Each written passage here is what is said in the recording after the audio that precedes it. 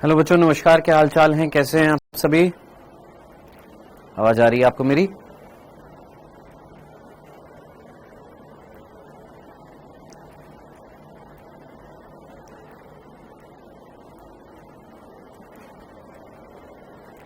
ये बड़ा करो, इस कमेंट्स वाला इधर, इसको बड़ा करना। ठीक है, हाँ जी, बढ़िया एकदम। हाँ जी राम राम सारे आने। ठीक है भाई। ज्यादा शॉर्ट्स नहीं देख लिए तूने, है बालक? हाँ सर, साइटोसोल क्या होता है? साइटोप्लाज्म के अंदर वो एरिया जहां पर केवल तरल पदार्थ होता है उसको हम साइटोसोल कहते हैं। चल थोड़ा सा छोटा करना एक बार, थोड़ा सा छोटा। चलो जी। सो बेटा, हम लोग यहाँ पर अध्याय पढ़ रहे थे, कौन सा? कोशिका जीवन की इकाई, जिसका लेक्चर नंबर है 3। ठीक है, अभी कई बच्चे ये बोल रहे थे कि सर थोड़ा सा टाइम टेबल बढ़ेगा कि नहीं बढ़ेगा। अभी स्टार्टिंग के 2 हफ्ते जो है, 2 वीक तक, 2 हफ्तों तक टाइम टेबल बायो की क्लास। आई नो कि बायो में ज्यादा टाइम चाहिए होता है, ऑब्वियस सी बात है, 50% वेटेज है, बहुत सारा संसार बसा हुआ है बायो में, तो ज्यादा टाइम लगेगा बायो में। तो इस वजह से आपका टाइम टेबल जो है 2 हफ्ते के बाद चेंज होएगा। क्या चेंज होएगा? यूं मान के चल लीजिएगा 3 या 3:30 बजे से क्लास स्टार्ट हो जाएगी आपकी बायो की। तो लगभग 2 घंटे की क्लास तो मस्ट है, 2 घंटे की क्लास तो जरूरी है किसकी? बायो की। ठीक है, तो अभी नहीं करेंगे, अभी थोड़ा सा मतलब एक फ्लो बन जाए, एक फ्लो आपको पता लग जाएगी किस तरीके से पढ़ना है। ठीक है दोस्त, तो टाइम टेबल की टेंशन आप मत लीजिए, ठीक है, क्योंकि कई 1-2 बच्चे थे जिन्होंने कल मेरे को मैसेज कर दिया, सर ये टाइम टेबल रख दो, सर ये रख दो। अरे भाई, तेरा काम है पढ़ना, तू पढ़ाई कर, टाइम टेबल की चिंता तू मत कर, है ना? कैसे पढ़ाना है वो मुझे पता है, तेरा काम है सिर्फ पढ़ना, तू पढ़ाई कर, बस इतनी सी बात है ना? एक ही दिन में, पहले दिन में ही तो ऐसा तो नहीं है ना कि सर मैं 2 दिन में जोश इतना होता है कि मैं नीट क्लियर कर दूंगा। ये 2 दिन का जोश जो है 10 दिन बाद ठंडा होने लग जाता है, ऐसा ना करिएगा। ठीक है, ठीक है, पूरे साल भर जोश बनाए रखना है आपने। चलो जी। सेल वॉल रहित protoplasm is equals to protoplast. Yes Jyoti, बिल्कुल सही है आपका, लेकिन वो आर्टिफिशियल तरीके से, जब हम कोशिका भित्ति को हटा देते हैं। चलो, सो अभी जो है क्या है ना, कल क्लास जो है थोड़ी सी ज्यादा हो गई थी और फिर थोड़ा सा डिले हो गई थी आपकी केमिस्ट्री की क्लास, इसलिए मेरे पास ये इन्फॉर्मेशन आई कि सर अभी 1.5 घंटा ही पढ़ाइए, 1.5 घंटे तक पढ़ाइए। तो आज हम एक काम करेंगे, 1 घंटा 15 मिनट तक पढ़ेंगे, ठीक है, और 1 घंटे 15 मिनट के बाद हम एनसीईआरटी जो कसरत जो है वो करेंगे, यानी क्वेश्चंस की प्रैक्टिस भी करेंगे, और बीच बीच में जो जो डाउट्स होंगे वो मैं बताता रहूंगा। ठीक है, तो आइए स्टार्ट करते, टाइम वेस्ट ज्यादा नहीं करेंगे। बेटा, हम लोगों ने परिचय देख लिया था इस चैप्टर का, कोशिका सिद्धांत पढ़ लिया था। हम पढ़ रहे थे, टॉपिक जो चल रहा था वो हमारा चल रहा था कोशिका का समग्र अध्ययन, यानी कोशिका का अध्ययन। हम पढ़ रहे थे क्या? कोशिका का अध्ययन। ये हमने पेज कवर कर लिया था, कोशिका सिद्धांत वाला कवर कर लिया था। ये कोशिका का समग्र अवलोकन जो था उसमें ये वाला टॉपिक हम लोगों ने कवर कर लिया था। सिर्फ एक छोटी सी चीज रह गई थी, और वो क्या रह गई थी? ये वाला पेज रह गया था। मतलब इस पेज में, पेज नंबर 88 पर ये वाला जो हेडलाइंस जो थी, यहां से यहां तक की जो चीजें जो हैं वो रह गई थी। एक्चुअली क्या रह गया था इस टॉपिक में? इस टॉपिक में 2 चीजें रह गई थी, कोशिका का आकृति और कोशिका का आकार। ये हमें पढ़ना था। ठीक है, तो यहां पर जो हम बिंदु पढ़ने वाले हैं आज इस टॉपिक के अंदर, वो पढ़ने वाले हैं कोशिका की आकृति, कोशिका आकृति और आकार। ठीक है, शेप एंड साइज, किसका? सेल का। तो सेल का शेप और सेल का साइज, ये एक छोटा सा टॉपिक दे रखा है हमारी एनसीईआरटी में, इसको कवर करते हैं। लेकिन इससे संबंधित क्या कोई क्वेश्चन बन सकता है? बिल्कुल बन सकता है। नीट में क्या क्वेश्चन बन सकता है, अभी मैं आपको बताता हूं। पहला बिंदु जो यहां पर कोशिका की आकृति और आकार से संबंधित जो है, जो बिंदु हमारी एनसीईआरटी में बता रखा है, जो चीज इंपॉर्टेंट है उसको समझना। क्या कोशिकाओं का आकार और आकृति कार्य के अनुसार बदलता है? सोचना। क्या कोशिका जो होती है, उस कोशिका की आकृति और आकार, बेसिकली हम आकृति बोलेंगे, कार्य के अनुसार अलग अलग होती है।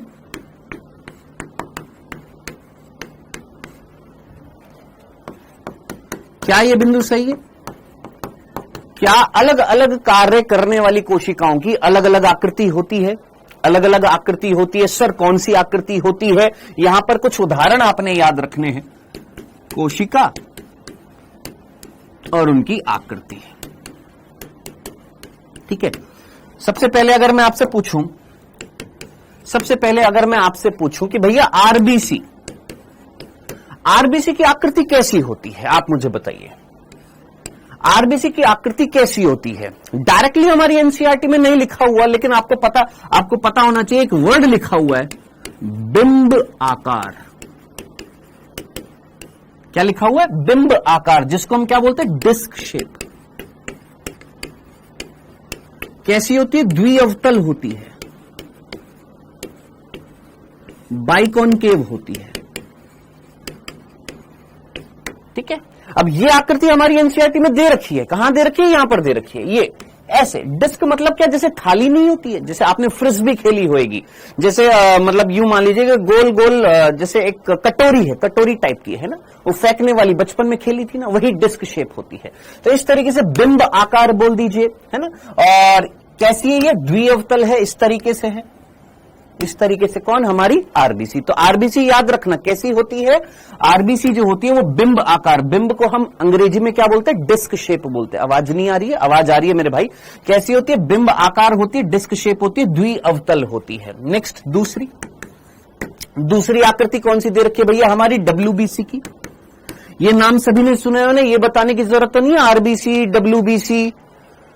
हाँ जी, मेरा कमेंट दिख रहा है कि नहीं दिख रहा? सबका कमेंट दिख रहा है। मैं कमेंट देखने नहीं बैठा हूं दोस्त, पहले यहां पर पढ़ा दूं, उसके बाद ही तो कमेंट देखूंगी ना। पहले तो सुन तो ले चीजों को, पहले सुन तो ले, समझ तो ले। मेरा कमेंट दिख रहा है, मेरा कमेंट दिख रहा है, सबके कमेंट दिख रहे हैं यहां पर। हाँ जी, आरबीसी जानते हैं, डब्ल्यूबीसी जानते हैं। ठीक है, चलिए जी। डब्ल्यूबीसी जिसको हम श्वेत रक्त कणिका बोलते हैं या श्वेत रक्त कोशिका बोलते हैं, व्हाइट ब्लड कॉर्पसल्स बोलते हैं, है ना। ये डब्ल्यूबीसी की आकृति कैसी होती है? ज्यादातर डब्ल्यूबीसी जो होती है उनकी आकृति कैसी होती है? अमीबॉइड, अमीबीय आकृति होती है, अमीबॉइड होती है। अब अमीबॉइड का मतलब जिसकी कोई निश्चित आकृति ना हो, इस तरीके से बदलती रहे, इस तरीके से आकृति बदलती रहती है। ठीक है, तो अभी के लिए ये याद रखना कि डब्ल्यूबीसी की आकृति कैसी होती है? सर अमीबॉइड आकृति होती है, अमीबा के जैसी आकृति इनकी बदलती रहती है। सर कहां दे रखी है? एनसीईआरटी में यहां पर दे रखी है। यहां पर अगर आप देखेंगे तो यहां पर लिखा हुआ अमीवाकृति, अमीवा नहीं है, ये अमीबा है। प्लीज इसको सही कर लीजिएगा, आपकी एनसीईआरटी में अमीबा की जगह अमीवा लिखा हुआ है, इंग्लिश में अमीबॉइड लिखा हुआ है, तो ये अमीबा है। अमीबाकृति मीन्स अमीबा के समान आकृति, किसकी? हमारी श्वेत रुधिर कोशिकाओं की, यानी डब्ल्यूबीसी की। गोल होती हैं, द्विअवतल होती है, बिंब आकार होती है। कौन? हमारी लाल रक्त कोशिकाएं। डन। ठीक है सर, इनकी फुल फॉर्म बता दीजिए। आरबीसी डब्ल्यूबीसी की नवी कक्षा नहीं पढ़ी है कि तूने?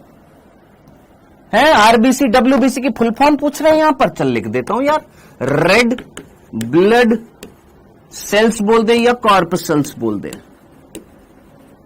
White blood corpuscles. ठीक है, श्वेत रक्त कणिका और ये लाल रक्त कणिका।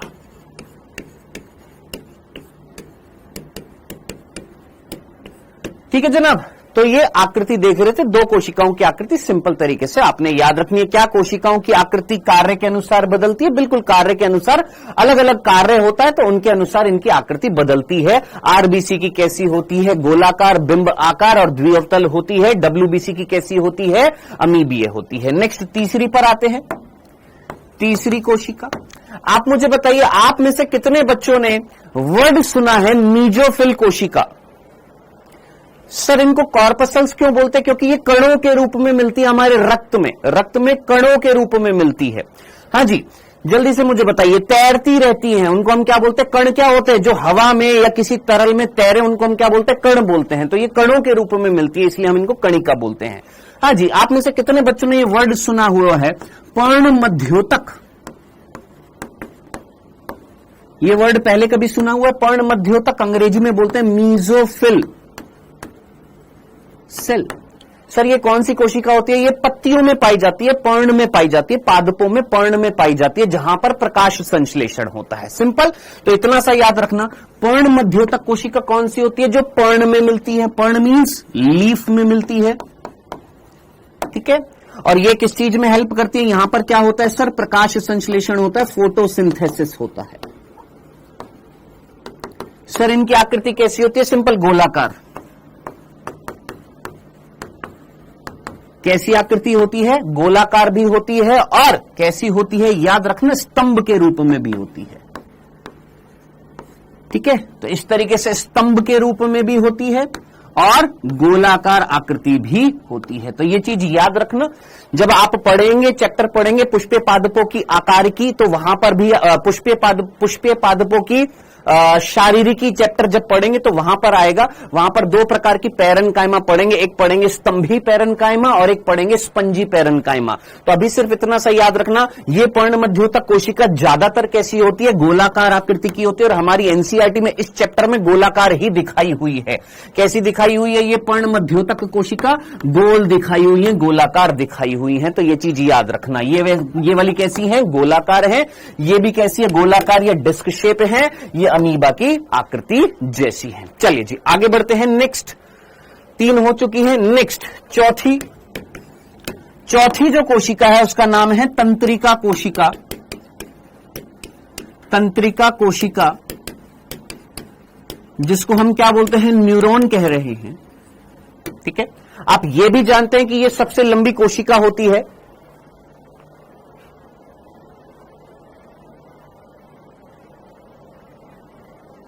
सर जब डब्ल्यूबीसी की एक सेकंड, थोड़ा सा 1 मिनट स्टॉप करना।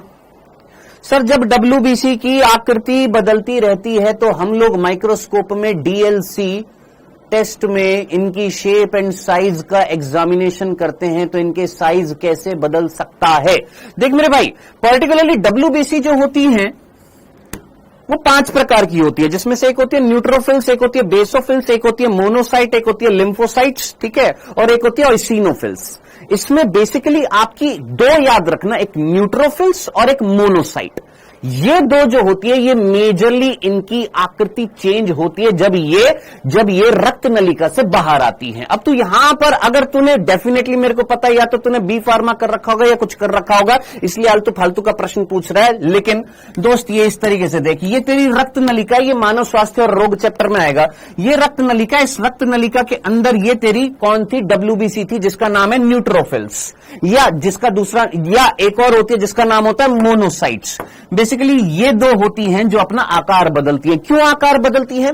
क्योंकि इनको बाहर जाना होता है। कहां बाहर जाना होता है? रक्त नलिका से बाहर जाना होता है। इस प्रक्रिया को हम क्या बोलते हैं? पारगतिक्रम बोलते हैं। सॉरी, इस प्रक्रिया को हम क्या बोलते हैं? पारगमन बोलते हैं, डायापीडियसिस बोलते हैं। क्यों जाती है ये बाहर? बाहर इसलिए जाती है क्योंकि बाहर अगर कोई रोगाणु आता है तो उस रोगाणु का भक्षण करने के लिए इनको बाहर निकलना पड़ता है, और बाहर निकलने के लिए अपने आकार में चेंज करती है। डन।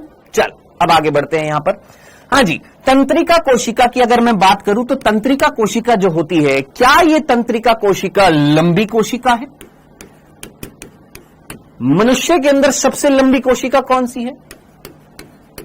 सबसे लंबी कोशिका। और क्या ये शाखित होती है कि अशाखित होती है? सर सिंपल, शाखित कोशिकाएं होती हैं। यही हमारी एनसीईआरटी के डायग्राम में दिखाया हुआ है। क्या ये तंत्रिका कोशिका है? ये शाखित है और लंबी है। साफ साफ लिखा हुआ है। जो चीज लिखी हुई है उस पर फोकस कर, जो चीज लिखी हुई है उस पर फोकस कर। क्या कि तंत्रिका कोशिका कैसी है? ये ब्रांच है, शाखाएं निकल रही हैं और सबसे लंबी कोशिकाएं होती हैं। नेक्स्ट 5वें पर बढ़ते हैं। और कौन सी कोशिका की आकृति हमें याद रखनी है? सर दूसरी हमें याद रखनी है किसकी? ट्रैकीड्स की। ट्रैकीड्स अगर नाम सुना हो आपने, जिसको हम नाम देते हैं वाहिनी का। सर ये क्या होता है? आप सभी ने एक वर्ड सुना होगा, जाइलम। सुना है ना? जाइलम, जिसको हिंदी में बोलते हैं दारू, है ना? तो जाइलम को हिंदी में बोलते हैं दारू। ये जाइलम जो होता है ये 4 प्रकार की कोशिकाओं से बना होता है। एक होती है वाहिनिका, एक होती है वाहिका, एक होता है जाइलम पैरेन्काइमा जिसको हम जाइलम मृदुतक बोलते हैं, और एक होता है जाइलम रेशे जिसको हम जाइलम फाइबर बोलते हैं। तो जाइलम की एक कोशिका होती है। जाइलम जो है वो 4 प्रकार की कोशिकाओं से बना होता है, जिसमें से एक कोशिका है ये। इसकी आकृति कैसी होती है? इसकी होती है दीर्घीकृत आकृति, दीर्घीकृत होती है। दीर्घीकृत मीन्स एलोंगेटेड। एलोंगेटेड का मतलब क्या है कि सोचो ये एक कोशिका थी, अगर मैं इसको खींच दूं तो क्या ये इस तरीके से हो जाएगी? हां सर। तो इस प्रक्रिया को हम क्या बोलते हैं? एलोंगेशन बोलते हैं। इसको हम क्या बोलते हैं? दीर्घीकरण बोलते हैं, यानी इसके अंदर खिंचाव आ गया। तो ये जो ट्रैकीड्स जो होती है, जो जाइलम का एक अव्याय होता है, जाइलम का एक प्रकार होता है, ये कैसी होती है? याद रखना, दीर्घीकृत होती है, एलोंगेटेड होती है। यही आकृति यहां पर भी दे रखी थी मेरे दोस्त। मैंने तेरे को न्यूरॉन की बता दी, यहां पर वाहिनिका की बता दी, वाहिनिका यानी ट्रैकिड की बता दी, कैसी है? दीर्घीकृत बता दी। मीजोफिल कोशिका बता दी, कैसी है? गोल है। यहां पर तेरे को डब्ल्यूबीसी की आकृति बता दी है, कौन सी? आपकी अमीबा के जैसी। आरबीसी की आकृति बता दी, कैसी है? बिंबाकार है या गोलाकार है और द्विअवतल होती है। एक यहां पर बची हुई है जिसका नाम लिखा हुआ है स्तंभाकार उपकला। क्या लिखा हुआ है? स्तंभाकार उपकला। सर ये स्तंभाकार उपकला कौन सी होती है? सर ये स्तंभाकार उपकला कौन सी होती है?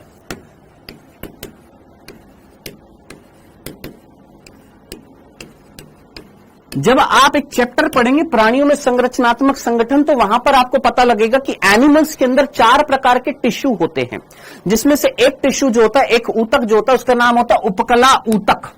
अब वो उपकला ऊतक के भी कई सारे प्रकार होते हैं, जिसमें से एक होती है स्तंभाकार। नाम से सीधा सीधा पता लग जाएगा, स्तंभाकार मीन्स जो स्तंभ के जैसी होगी, इस तरीके से लंबी लंबी होंगी, और इनका केंद्रक जो होता है वो कहां पर होता है? इनके आधार पर होता है। ठीक है, ठीक है। तो ध्यान से सुनिए, आई नो आप में से कई ड्रॉपर होंगे और आप ज्यादा चीजें जानते होंगे, लेकिन यहां पर कई ऐसे बच्चे हैं जिनको नहीं पता है, तो मेरे को बिल्कुल स्टार्टिंग से लेकर चलना पड़ेगा। इतना सा एक्सपेक्ट मैं कर सकता हूं कि प्लीज सुने। यहां पर हाय हेलो कैशियो ऐसा वैसा ये मत करो दोस्त, कोई फायदा नहीं होगा ये करने से। ठीक है, तो यहां पर कुल मिलाकर ये 6 आकृतियां थी। आरबीसी की आकृति, डब्ल्यूबीसी की आकृति, पर्ण मध्योतक कोशिका की आकृति, तंत्रिका कोशिका की आकृति, ट्रैकिड्स वाहिनिका की आकृति और स्तंभाकार उपकला की आकृति। ये दे रखा था क्या? आकृति। किसकी बात करी हमने? आकृति की बात करी है। ठीक है, अब बात करते किसकी? आकार की। क्या कोशिकाओं का आकार भी अलग अलग होता है? यस। अब हम बात कर रहे हैं किसकी? आकार की। क्या कोशिकाओं का आकार भी अलग अलग होता है? बिल्कुल, आकार भी अलग अलग होता है कोशिकाओं का। अगर मैं आपसे पूछूं कि मुझे बताओ सबसे बड़ी कोशिका कौन सी है, सबसे बड़ी कोशिका कौन सी है, या मैं पहले आकार बता देता हूं। यहां पर सबसे पहले मैं लिखता हूं वायरस, विषाणु। फिर मैं लिखता हूं PPLO, full form pleuro pneumonia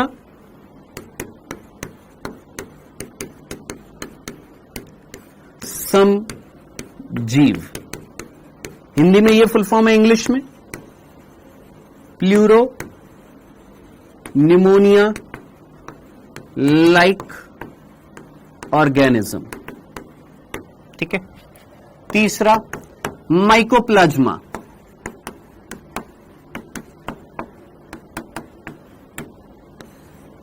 चौथा जीवाणु,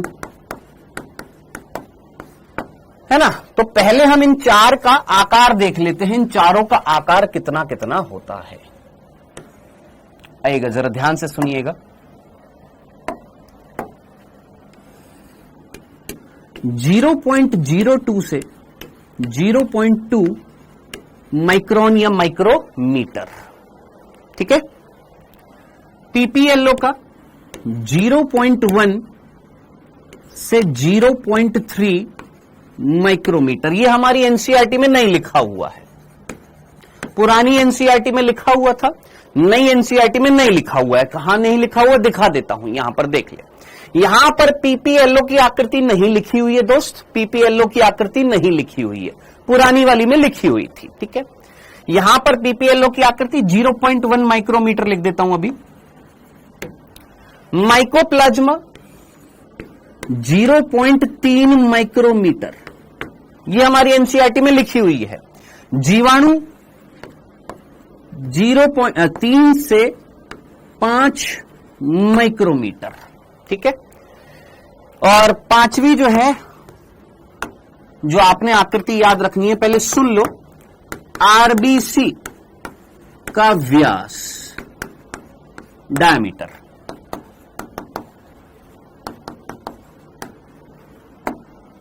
कितना दे रखा है? 7 माइक्रोमीटर, ठीक है।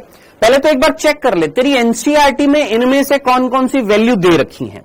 तुम्हारी एनसीईआरटी में ये 3 की वैल्यू दे रखी हैं।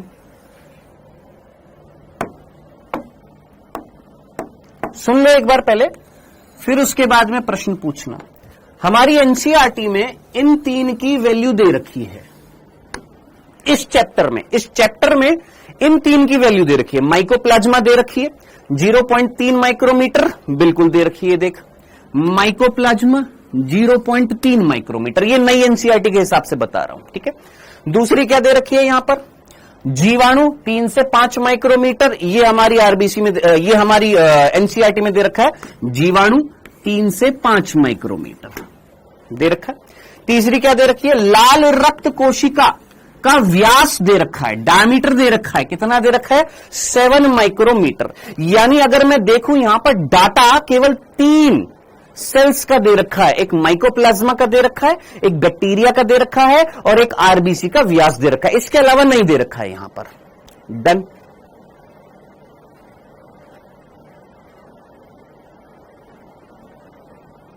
डन। लेकिन जब आप एनसीईआरटी का डायग्राम देखेंगे तो उस डायग्राम में आपको पीपीएलओ वर्ड दिखाई देगा, ठीक है। अभी दिखाऊंगा यहां पर, अगर मैं लेकर आया हूं, अभी शायद नहीं है वो डायग्राम मेरे पास। यहां पर जस्ट समझना, डायग्राम में पीपीएलओ दिखा रखा है ना। अब कई बच्चों का कंफ्यूज, सर ये पीपीएलओ माइकोप्लाज्मा, इनमें कोई डिफरेंस है क्या? ये अलग है क्या है, कैसा है? बहुत कंफ्यूजन होता है। तो आराम से पहले ना, आराम से ध्यान से सुनना प्लीज। क्या इतना पेशेंस है कि आप सुन सकते हैं? सुनने का धैर्य, पेशेंस है आपके अंदर? समझ सकते क्या बोल रहा हूं? यहां पर आकार दे रखा है, वायरस का नहीं दे रखा, याद रखना है आपने। 0.02 से 0.2 माइक्रोमीटर, ये किसकी लेंथ दे रखी है या किसका आकार दे रखा है? वायरस का। पीपीएलओ क्या होता है अभी बताऊंगा। पीपीएलओ का कितना है? 0.1 माइक्रोमीटर। माइकोप्लाज्मा का 0.3 माइक्रोमीटर। जीवाणु का 3 से 5 माइक्रोमीटर। आरबीसी का व्यास जो है वो कितना दे रखा है? 7 माइक्रोमीटर, ठीक है। अब आप इस डाटा को देखकर मुझे सबसे पहले यह बताओ, इस पृथ्वी पर सबसे छोटी कोशिका कौन सी है? हां जी, इस पृथ्वी पर सबसे छोटी कोशिका कौन सी है?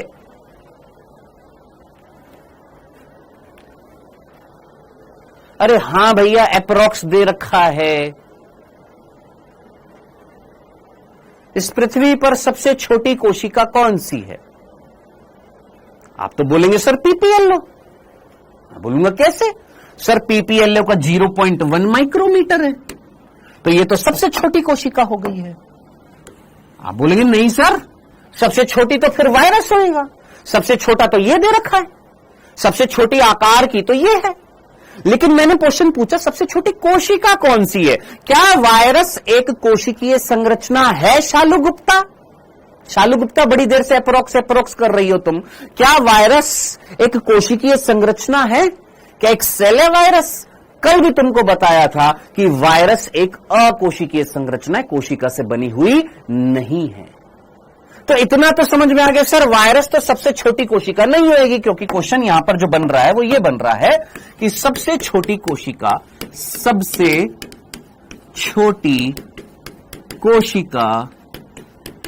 या सबसे छोटी जीवित कोशिका कौन सी है ना? तो ये तो होएगा नहीं, ये तो कोशिका है नहीं, तो बचा हमारे पास पीपीएलओ। लेकिन हमारी एनसीईआरटी में दे रखा है माइकोप्लाज्मा। कहां दे रखा है? यहां दे रखा है, ये देख एनसीईआरटी पढ़, क्या लिखा हुआ है? सबसे छोटी कोशिका। क्या दे रखा है सर? माइकोप्लाज्मा दे रखा है। दे रखा है ना, सबसे छोटी कोशिका क्या दे रखा है? माइकोप्लाज्मा। लेकिन सर माइकोप्लाज्मा से छोटी तो सर पीपीएलओ है। तो बड़ा कंफ्यूजन हो रहा है, माइकोप्लाज्मा से छोटी तो पीपीएलओ है, तो उस हिसाब से तो यहां पर सबसे छोटी कोशिका पीपीएलओ होना चाहिए था।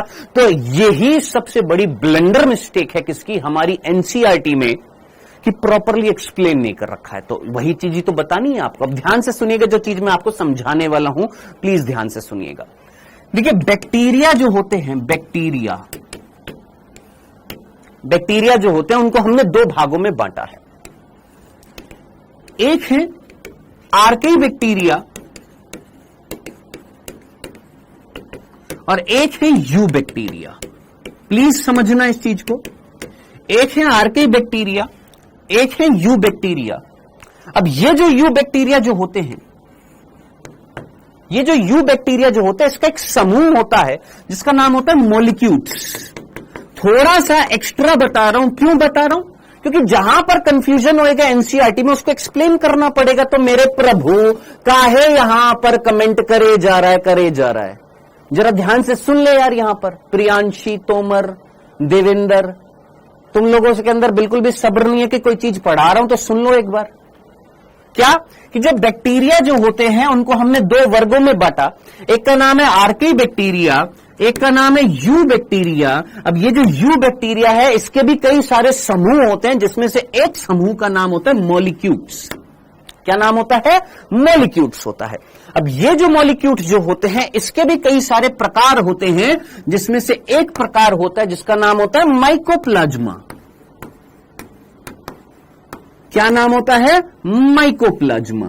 माइकोप्लाज्मा, ध्यान से सुनना, माइकोप्लाज्मा वो बैक्टीरिया होते हैं जिनमें सेल वॉल नहीं मिलती, कोशिका भित्ति नहीं मिलती है। याद रखना इस चीज को, स्टार बनाकर लिख रहा हूं।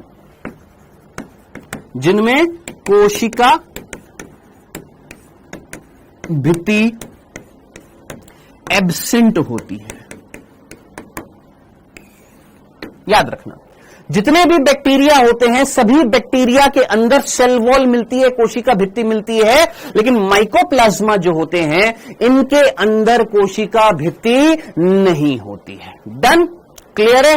चले आगे। अब इधर देखिएगा, ये जो माइकोप्लाज्मा जो होता है, आगे बढ़ने से पहले आपसे एक प्रश्न पूछूंगा। आप मुझे बताइएगा, सोच समझकर मुझे बताइएगा, आपका साइंटिफिक नेम क्या है? आपका वैज्ञानिक नाम क्या है? आप बोलेंगे सर हमारा वैज्ञानिक नाम है होमो सेपियंस।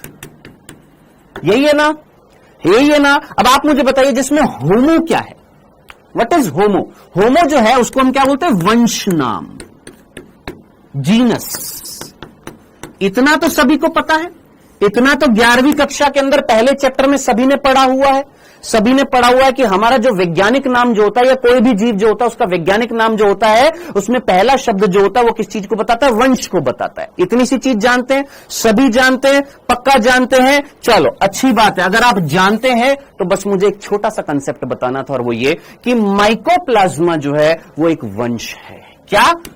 माइकोप्लाज्मा जो है वो एक वंश है, वंश नाम है। और इस वंश नाम की कई सारी क्या होती हैं? जातियां होती हैं। क्या बोला मैंने? इसकी कई जातियां होती हैं।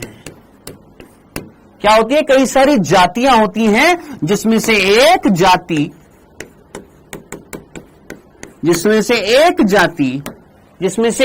जाति जिसका नाम है माइकोप्लाज्मा न्यूमोनी।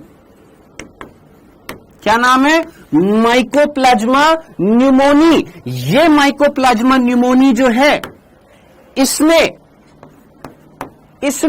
किसके अंदर जो चरगाही जंतु जो होते हैं, चरगाही जंतु मीन्स जो चारा खाते हैं, कैटल्स जिनको हम बोलते हैं, मवेशी जिनको हम बोलते हैं, उन मवेशियों में एक रोग पैदा किया मवेशियों के अंदर इसके संक्रमण से एक रोग हुआ और उस रोग में ये जो चेस्ट वाला एरिया जो होता है, ये वाला छाती वाला एरिया जो होता है, जहां पर हमारे फेफड़े होते हैं, वहां पर एक तरल होता है, एक लिक्विड होता है जिसका नाम होता है प्लूरल फ्लूइड।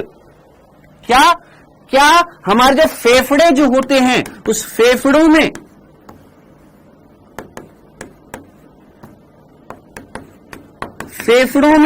एक तरल होता है। फेफड़ों की दीवार जो होती है, फेफड़ों की दीवार जो होती है, उस दीवार में क्या होता है, एक तरल होता है जिसका नाम होता है प्लूरल फ्लूइड। वो प्लूरल फ्लूइड जो था उसमें इंफेक्शन किया था किसने, इस माइकोप्लाज्मा निमोनी ने। और इस माइकोप्लाज्मा निमोनी ने किसके अंदर, मवेशियों के फेफड़ों की दीवारों में एक तरल मिलता है जिसका नाम होता है प्लूरल फ्लूइड, उसमें इंफेक्शन किया। उस इंफेक्शन के कारण, उस इंफेक्शन को सबसे पहले देखा किसने, लुईस पाश्चर ने। कौन, नाम सुना है ना, लुईस पाश्चर। उन्होंने देखा था और देखने के बाद, एनालिसिस करने के बाद में और वैज्ञानिकों ने एनालिसिस किया और बताया कि ये जो इन्फेक्शन जो हो रहा है ये एक ऐसे जीवाणु से हो रहा है जिसको नाम दिया गया क्या, PPLO। क्या नाम दिया गया, इसी माइकोप्लाज्मा निमोनी को नाम दिया गया था क्या, PPLO। और ये जो PPLO जो था, इसका आकार जो है वो है 0.1 माइक्रोमीटर। अब आप मुझे बताइए, जो आप बार बार पूछते थे कि सर PPLO माइकोप्लाज्मा है अजी, हां, यही PPLO जो होता है, जिसकी फुल फॉर्म मैंने यहां पर लिख दी है मेरे दोस्त। क्या ये PPLO एक प्रकार का माइकोप्लाज्मा है? यस, ये PPLO माइकोप्लाज्मा की एक जाति है। आई बात समझ में? डन। तो अब आप मुझे बताइए, सबसे छोटी कोशिका कौन सी है? आप बोलेंगे sir PPLO। Who is PPLO? PPLO जो है वो एक प्रकार का माइकोप्लाज्मा है, इसीलिए हमारी एनसीईआरटी ने लिखा कि सबसे छोटी कोशिका कौन है, माइकोप्लाज्मा है। ये चीज समझनी थी। बोल।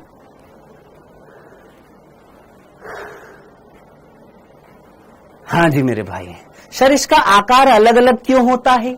आप मुझे बताइए, आप मुझे बताइएगा। एक कोशिका जिसकी एक आकृति को मेंटेन करने के लिए कोशिका भित्ति मिल रही थी, अगर वो कोशिका भित्ति नहीं होएगी तो क्या यहां पर, अगर कोशिका भित्ति नहीं होएगी जो एक कोशिका के आकार को मेंटेन करती है, जब कोशिका भित्ति नहीं होगी तो क्या आकार बदल सकता है? हां सर, बिल्कुल बदल सकता है।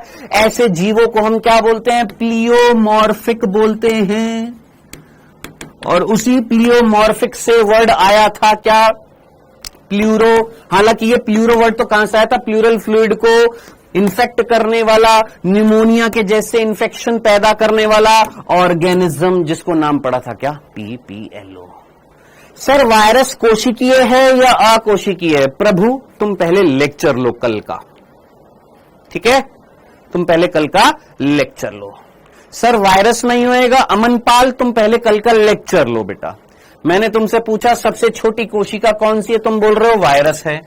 तुम बांगड़ू ला लो है, मैंने बोला वायरस एक अकोशिकीय संरचना है, कल भी बताया था।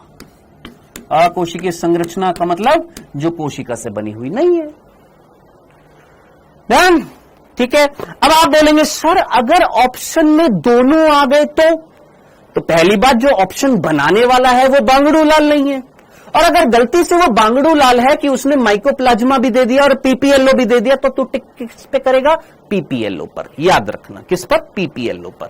लेकिन इतनी समझ है क्वेश्चन बनाने वाले को कि वो दोनों ऑप्शन में नहीं देगा। उसको भी पता है कि बच्चा कंफ्यूज्ड हो जाएगा, क्या लगाऊं आंसर। इसलिए मैंने तेरे को क्लियर कर दिया है कि अगर ये दोनों ऑप्शन में आ गए तो तू आंसर लगाएगा PPLO, लेकिन मैक्सिमम क्वेश्चंस में तेरे को दोनों साथ साथ नहीं दिखेंगे, इसलिए तू आंसर लगाएगा माइकोप्लाज्मा, क्योंकि एनसीईआरटी में लिखा हुआ है सबसे छोटी कोशिका कौन है? माइकोप्लाज्मा। डन।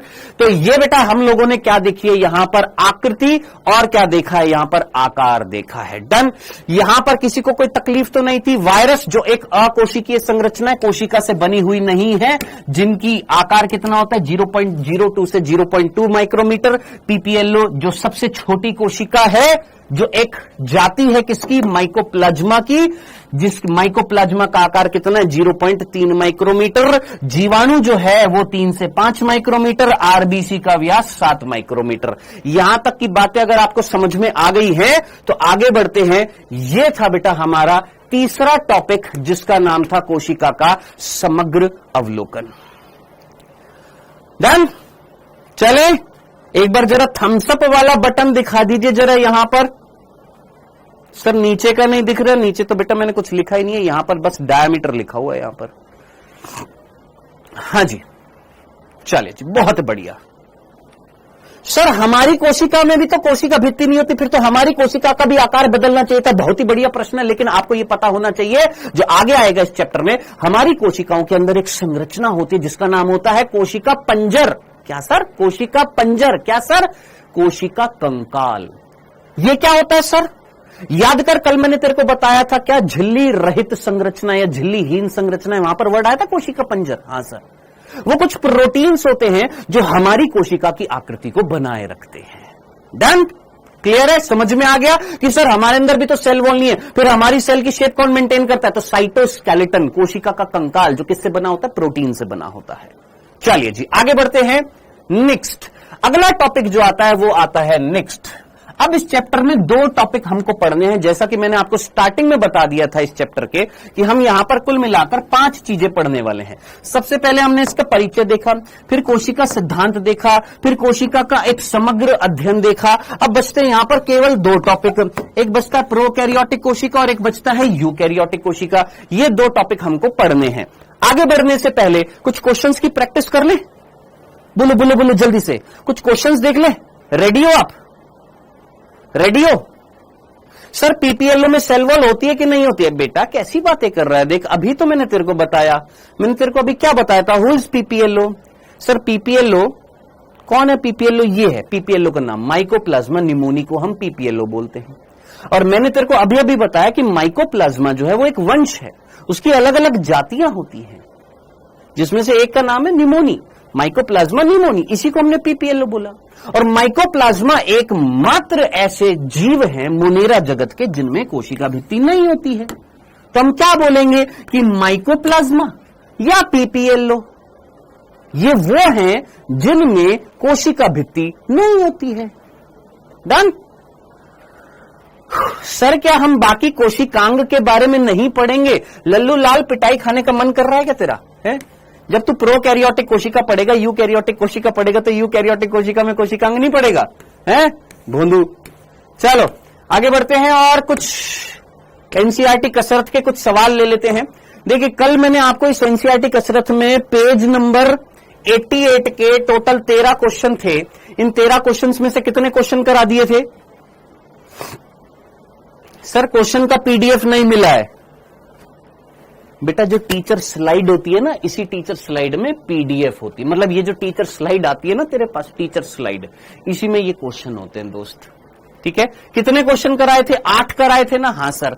अभी आपके बच गए थे ना? कितने बच गए थे? 5 बच गए थे। पहले वो देखते हैं। चलिए, ये हमारा पहला क्वेश्चन था, याद होगा आपको। दूसरा, तीसरा, चौथा, 5वां, 6वां, 7वां, 8वां, ये जस्ट मैं दिखाने के लिए लाया हूं कि हाँ भैया हम ये 8 प्रश्न कल कर चुके थे। ठीक है, आइए 9th प्रश्न जरा करिएगा।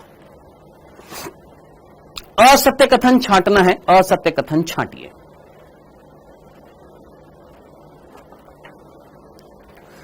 हाँ जी सर, नोट्स कैसे बनाएं? जो मैं पढ़ाता जा रहा हूं पॉइंट वाइज पॉइंट जो लिख रहा हूं मैं, वही लिखता जा मेरे साथ साथ। पोल नहीं आएगा यार, पोल वाला फीचर है नहीं। पोल वाला फीचर हटा दिया डाउट नट वालों ने। बोले तुम्हारा बैच जो था पिछले साल 7000 का था, इस बार 4000 का कर दिया, तो एक फीचर कम कर देते हैं। नहीं है बेटा, पोल वाला फीचर नहीं है यहां पर, मैंने पूछ लिया है। आप अपनी कॉपी में आंसर लिख लीजिए दोस्त, और तो मैं क्या कर सकता हूं। ठीक है, हाँ जी, असत्य कथन चुनना था। असत्य कथन चुन लिया, रॉन्ग स्टेटमेंट। चलिए, माइकोप्लाज्मा बैक्टीरिया से बड़े होते हैं। आई होप आप सभी ने ये कर लिया होगा। और आपसे एक अनुरोध और रहेगा, क्योंकि मैं पूरे साल भर आपसे अनुरोध ही करता रहूंगा, है ना, क्या रिक्वेस्ट करता रहूंगा कि ऐसे काम मत करना। अब कौन सा काम कर दिया गुरुजी हमने? क्या है ना कि कई बार कुछ बच्चे ना कमेंट्स में, जैसे एक बच्चे ने आंसर लिखना, सर इसका आंसर जो है वो फर्स्ट है ना, अब वो क्या करते हैं, first first first first first first first first first first first first first first first first first इस तरीके से लिख देते हैं। जब आप ऐसा कर देते हो ना, तो ये जो चैट सेक्शन जो मेरे को सामने दिखाई देता है, इस चैट सेक्शन पूरा का पूरा बंद हो जाता है, ब्लॉक हो जाता है, मेरे को दिखना बंद हो जाता है दोस्त। मेरी आंखें खराब नहीं होती, चैट सेक्शन खराब हो जाता है वो पूरा। तो प्लीज रिक्वेस्ट रहेगी कि ये कारस्तानी मत करना, ठीक है, समझ गए, समझदार है ना, ये मत करना, ठीक है। हाँ जी, माइकोप्लाज्मा बैक्टीरिया से बड़े होते हैं, ऑब्वियस सी बात है, गलत है ये। कैसे सर? अभी अभी हमने पढ़ा था माइकोप्लाज्मा जो होती है वो 0.3 माइक्रोमीटर था और बैक्टीरिया जो था वो 3 से 5 माइक्रोमीटर था। तो माइकोप्लाज्मा जो है वो बैक्टीरिया से बड़े होते हैं। अरे सबसे छोटी कोशिका है मेरे भाई। सबसे बड़ी पृथक की गई कोशिका शुतुरमुर्ग का अंडा है। तंत्रिका कोशिका सबसे लंबी कोशिका, कोशिकाकार उनके कार्य के अनुसार बदलता है, बिल्कुल सही है। ये एक बिंदु यहां पर रह गया था, माफ करना, यहां पर मैं लिखना भूल गया था, सॉरी। यहां पर जब हम लोगों ने ये वाला लिखा था, सबसे छोटी कोशिका कौन सी है? माइकोप्लाज्मा। तो यहां पर मैं आपको एक बिंदु बताना भूल गया था, और वो ये एक बड़ा कंफ्यूजिंग सा स्टेटमेंट दे रखा है आपकी एनसीईआरटी में। क्या दे रखा है वो मैं आपको बताता हूं। आपसे कोई पूछे सबसे बड़ी कोशिका कौन सी है,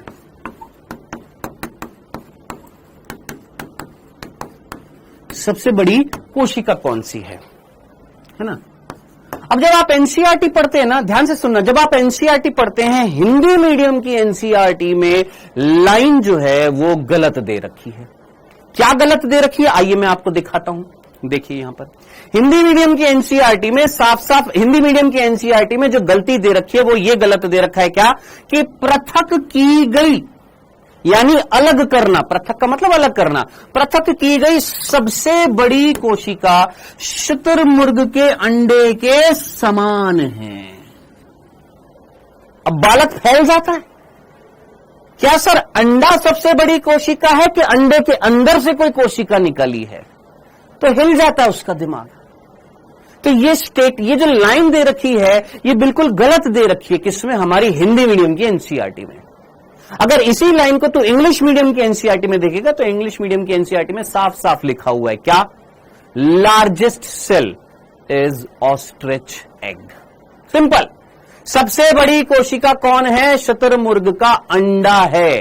अंडे से पृथक नहीं करी गई है, खुद वो अंडा ही सबसे बड़ी क्या है? कोशिका है। तो आपको डायरेक्टली याद रखना है बेटा, यहां पर सबसे बड़ी कोशिका जो है वो कौन है? शुतुरमुर्ग का अंडा है, जो यहां पर मैं लिख देता हूं पॉइंट वाइज पॉइंट जो हम चल रहे थे। सबसे बड़ी कोशिका शुतुरमुर्ग का अंडा। और जिसको भी विश्वास ना हो वो इंग्लिश मीडियम की एनसीईआरटी को उठाकर देख सकता है, ठीक है। तो याद रखना क्या कि वो जो अंडा जो आप देख रहे हो वो खुद एक सेल है, खुद अंडा एक सेल है, सेल, ठीक है। तो ऑस्ट्रिच एग जो है, शुतुरमुर्ग का अंडा जो है, वो खुद एक सबसे बड़ी क्या है? कोशिका है, कोई अलग से पृथक नहीं करी है हमने, ठीक है। चलिए तो आगे बढ़ते हैं। सबसे छोटी कोशिका माइकोप्लाज्मा, सबसे बड़ी कोशिका शुतुरमुर्ग का अंडा। आपके अंदर ह्यूमंस में सबसे बड़ी कोशिका कौन सी होती है? अंडाणु होती है। सबसे छोटी कौन होती है? शुक्राणु होती है। सबसे लंबी कौन सी होती है? तंत्रिका कोशिका होती है। मानव में सबसे बड़ी सबसे छोटी नहीं बताया हुआ है हमारी एनसीईआरटी में, सबसे लंबी बताया हुआ। और सबसे लंबी कौन सी होती है? तंत्रिका कोशिका होती है, जो आपने सीधा सीधा यहां पर मैंने लिख भी दिया था कि सबसे लंबी कोशिका जो होती है वो कौन सी होती है? तंत्रिका कोशिका। डन। तो अगर आपसे कोई पूछे सबसे लंबी कोशिका कौन सी है? तंत्रिका कोशिका। सबसे बड़ी कोशिका कौन सी है? शुतुरमुर्ग का अंडा। सबसे छोटी कोशिका कौन है? माइकोप्लाज्मा। खत्म खल्लास, इससे ज्यादा कुछ नहीं। आइए क्वेश्चन कर रहे थे हम, यहां पर कौन से क्वेश्चन पर पहुंच गए थे? नाइन्थ का आंसर क्या हो जाएगा? माइकोप्लाज्मा बैक्टीरिया से बड़े होते हैं, गलत है। नेक्स्ट 10वां, जल्दी से करिएगा बेटा इसको। ये 90 सेंटीमीटर तक होती है।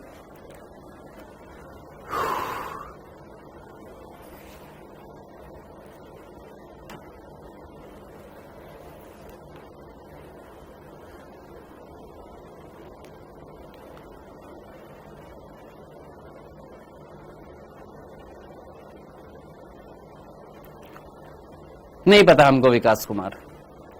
श्लाइडन और श्वान द्वारा प्रतिपादित कोशिका सिद्धांत निम्नलिखित में से किस विशेषता को स्पष्ट नहीं करता है?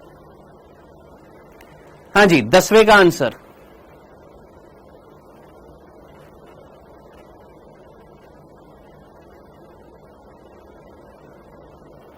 अपने सिलेबस पर स्टिक रहो, अपनी एनसीईआरटी पर स्टिक रहो। ये जनरल नॉलेज की क्लास नहीं है, आपको अपना सिलेबस कवर करना है और नीट क्रैक करना है।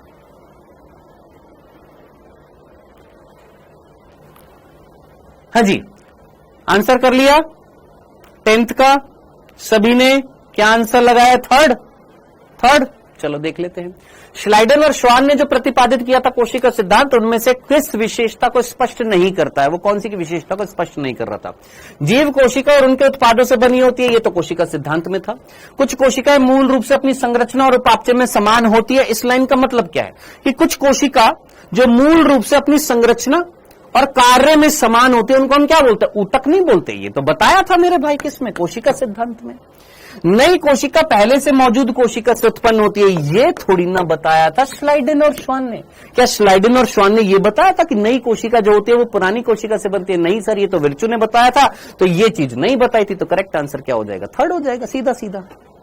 सर हमको चौथा स्टेटमेंट, एक जीव का कार्य उसके घटक कोशिकाओं की गतिविधियों और अंत्यक्रियाओं के परिणाम स्वरूप होता है। आप मुझे बताइए, एक जीव जो होता है उसका कार्य जो होता है वो कौन रेगुलेट करता है? मेरे कार्य कौन रेगुलेट कर रही है मुझे बता। सर हमको चौथा स्टेटमेंट समझ में नहीं आया। खुद सोच, क्या लिखा हुआ? एक जीव का कार्य, मैं एक जीव हूं। हाँ सर, मेरे कार्य कौन रेगुलेट कर रहा है? कोशिका।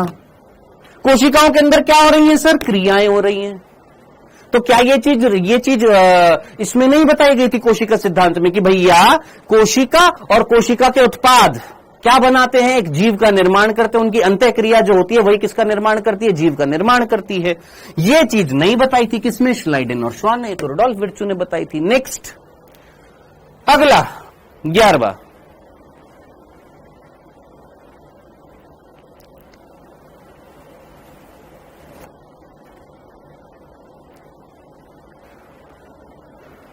सर क्या एग्जाम में इन 13 क्वेश्चन से हटके दूसरे तो नहीं आएंगे?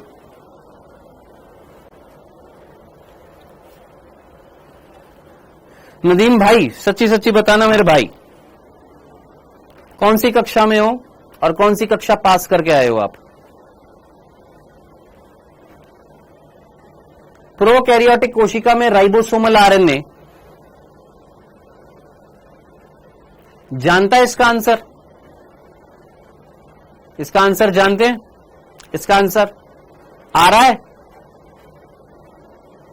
पक्का?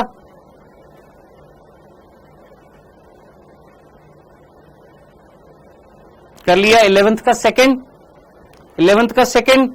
चलो जी, बहुत अच्छा। देखो वैसे मैंने ये आपको अभी पढ़ाया नहीं है, अभी पढ़ाने वाला हूं। जिनको नहीं आया है वो छोड़ सकते हैं। इसका करेक्ट आंसर जो है वो फर्स्ट है। और वैसे भी अगर थोड़ा सा कॉमन सेंस लगाता तो आंसर कर सकता था। सर कैसे? यहां पर वर्ड लिखा हुआ है प्रोकैरियोटिक कोशिका। आपको याद आ रहा है, मैंने आपको कल लेक्चर में 2 कोशिकाएं बनाई थी। एक कोशिका मैंने बनाई थी प्रोकैरियोटिक और एक मैंने बनाई थी यूकैरियोटिक। आप मुझे बताइए केंद्रक किसके अंदर था? सर यूकैरियोटिक के अंदर केंद्रक था ना? हाँ सर, था ना? हाँ सर।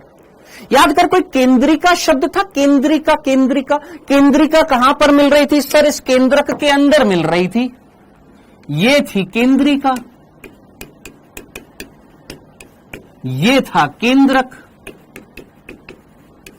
ये किसमें मिलता है? सर ये तो यूकैरियोट्स में मिलता है। क्या प्रोकैरियोट्स में ऐसा कुछ होता है?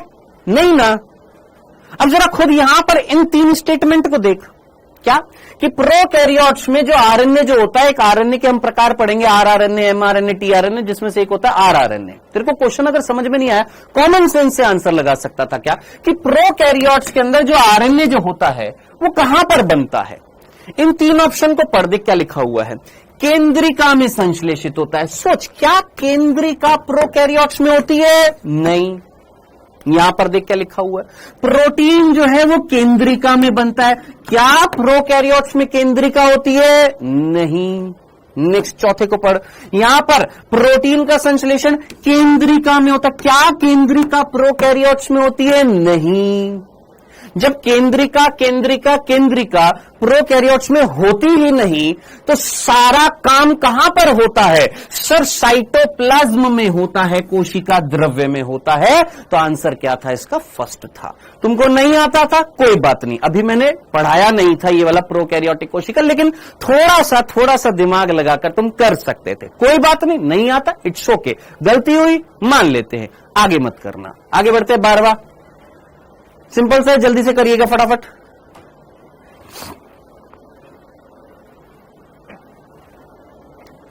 जल्दी से, सिंपल सा है यार, ये तो कर लेंगे यार, इसमें तो कुछ भी नहीं है, कर लेंगे ना? कर लेंगे पक्का? सभी ने कर लिया? जल्दबाजी में गलती तो नहीं कर दी? कर दी? चलो, लिखा हुआ इनमें से कौन सा कोशिकांग प्रोकैरियोटिक कोशिका में नहीं मिलता? अब देख, राइबोसोम जो होता है वो तो प्रोकैरियोटिक कोशिका में मिलता है, मिलता है। क्या माइटोकॉन्ड्रिया मिलता है? नहीं सर। क्या लाइसोसोम मिलते हैं? नहीं सर। जब ये दोनों नहीं मिलते तो आंसर चौथा होएगा कि नहीं होएगा, कि दूसरा और तीसरा दोनों नहीं मिलते? आंसर क्या हो जाएगा इसका? फोर्थ हो जाएगा। हाँ भाई रविंदर जी, गलती कर दी, समझ में आ गया? आंसर क्या आएगा इसका? फोर्थ होएगा। Done, simple. चले आगे। जहां गलती कर रहे हो, जो गलती कर रहे हो, जो बच्चे गलती कर रहे हैं उसको ध्यान से सुनो कि हाँ मैंने ये गलती करी है, याद रखूंगा। सर जो कोशिका हमको दिखती नहीं है उसमें 2 मीटर लंबा डीएनए कैसे रहता है? हिस्टोन प्रोटीन में कैसे रहता है? इसको बहुत जल्दी है कसम से। नेक्स्ट,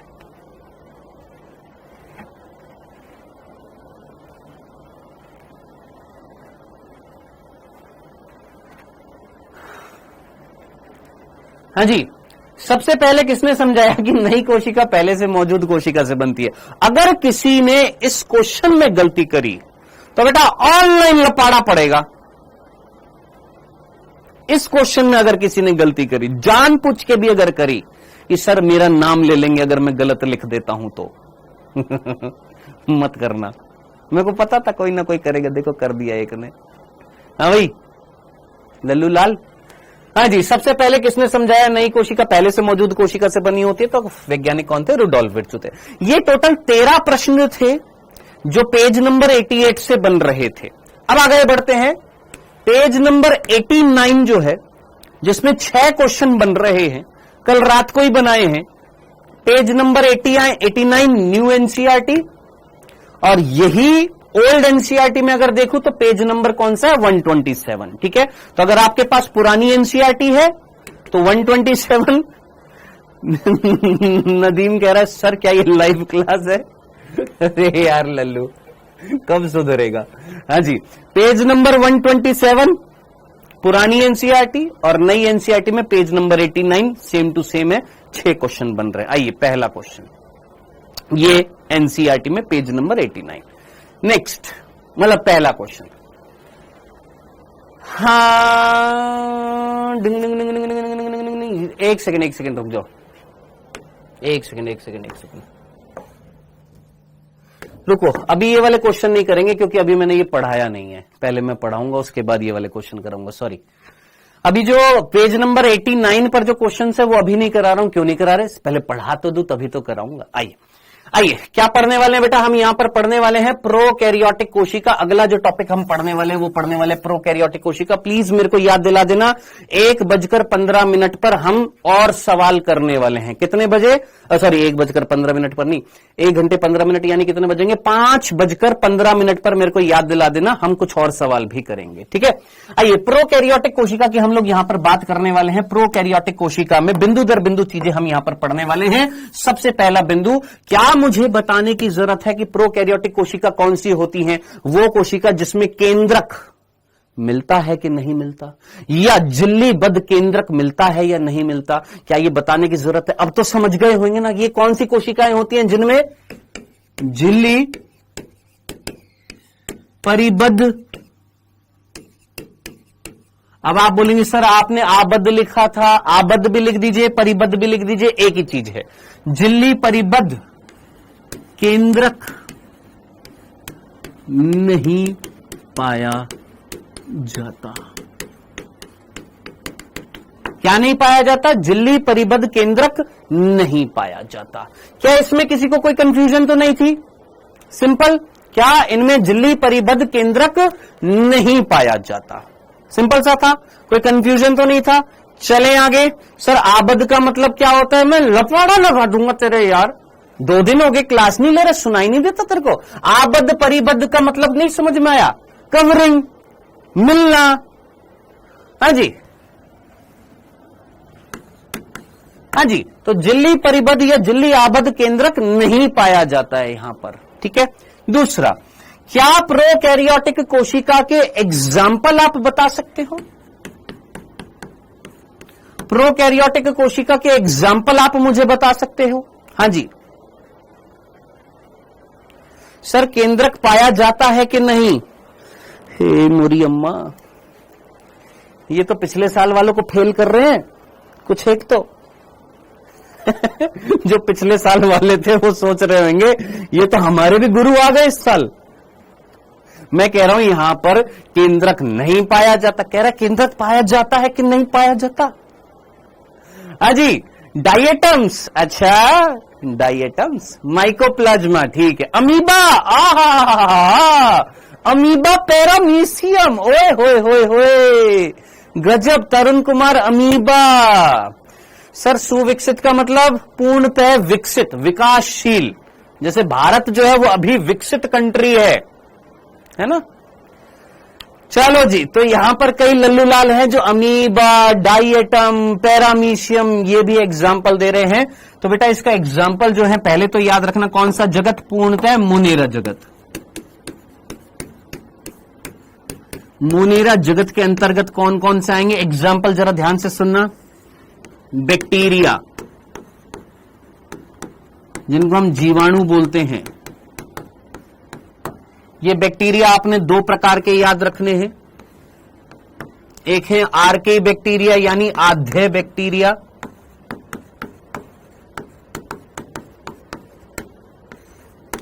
और एक है विकसित बैक्टीरिया या सुविकसित बैक्टीरिया या यू बैक्टीरिया।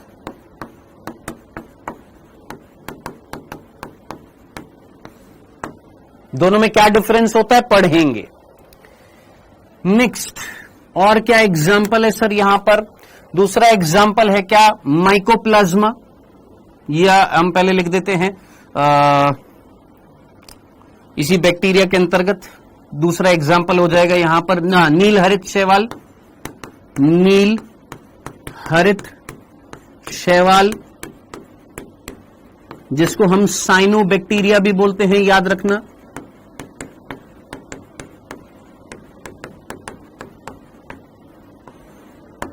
ठीक है जी। तीसरा एग्जाम्पल माइकोप्लाज्मा, और माइकोप्लाज्मा का एक प्रकार मैंने आपको बताया कौन? पीपीएलओ। तो साइड में मैं चौथा लिख देता हूं पीपीएलओ।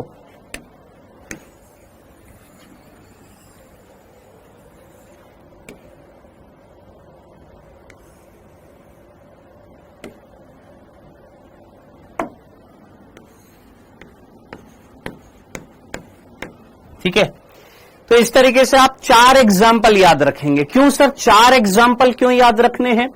एक सर जीवाणु याद रखना है, मैंने कहा हाँ। एक सर नील हरित शैवाल जिसको हमने साइनोबैक्टीरिया बोला है वो याद रखना है, मैंने कहा हाँ। सर एक माइकोप्लाज्मा याद रखना है, मैंने कहा हाँ। एक पीपीएलओ याद रखना है, मैंने कहा हाँ। सर ऐसा क्यों सर? क्योंकि ऐसा आपकी एनसीईआरटी में दे रखा है। कहां दे रखा है सर जी? यहां दे रखा है, देखो हेडिंग डाल रखी है प्रोकैरियोटिक कोशिका, उसमें सबसे पहले प्रोकैरियोटिक कोशिका के एग्जाम्पल दे रखे हैं। क्या दे रखे हैं? जीवाणु, नील हरित शैवाल, कॉमा करके माइकोप्लाज्मा, कॉमा करके प्लूरोनिमोनिया समजीव पीपीएलओ। 4 एग्जाम्पल दे रखे हैं। डन। तो ये जितने भी बच्चे जो बोल रहे डायटम्स, अमीबा, पैरामीशियम, बेटा ये प्रोटिस्टा जगत में आते हैं। कौन से जगत में आते हैं? प्रोटिस्टा जगत में आते हैं, मुनेरा जगत में नहीं आते हैं। मुनेरा जगत में ये आते हैं। ठीक है।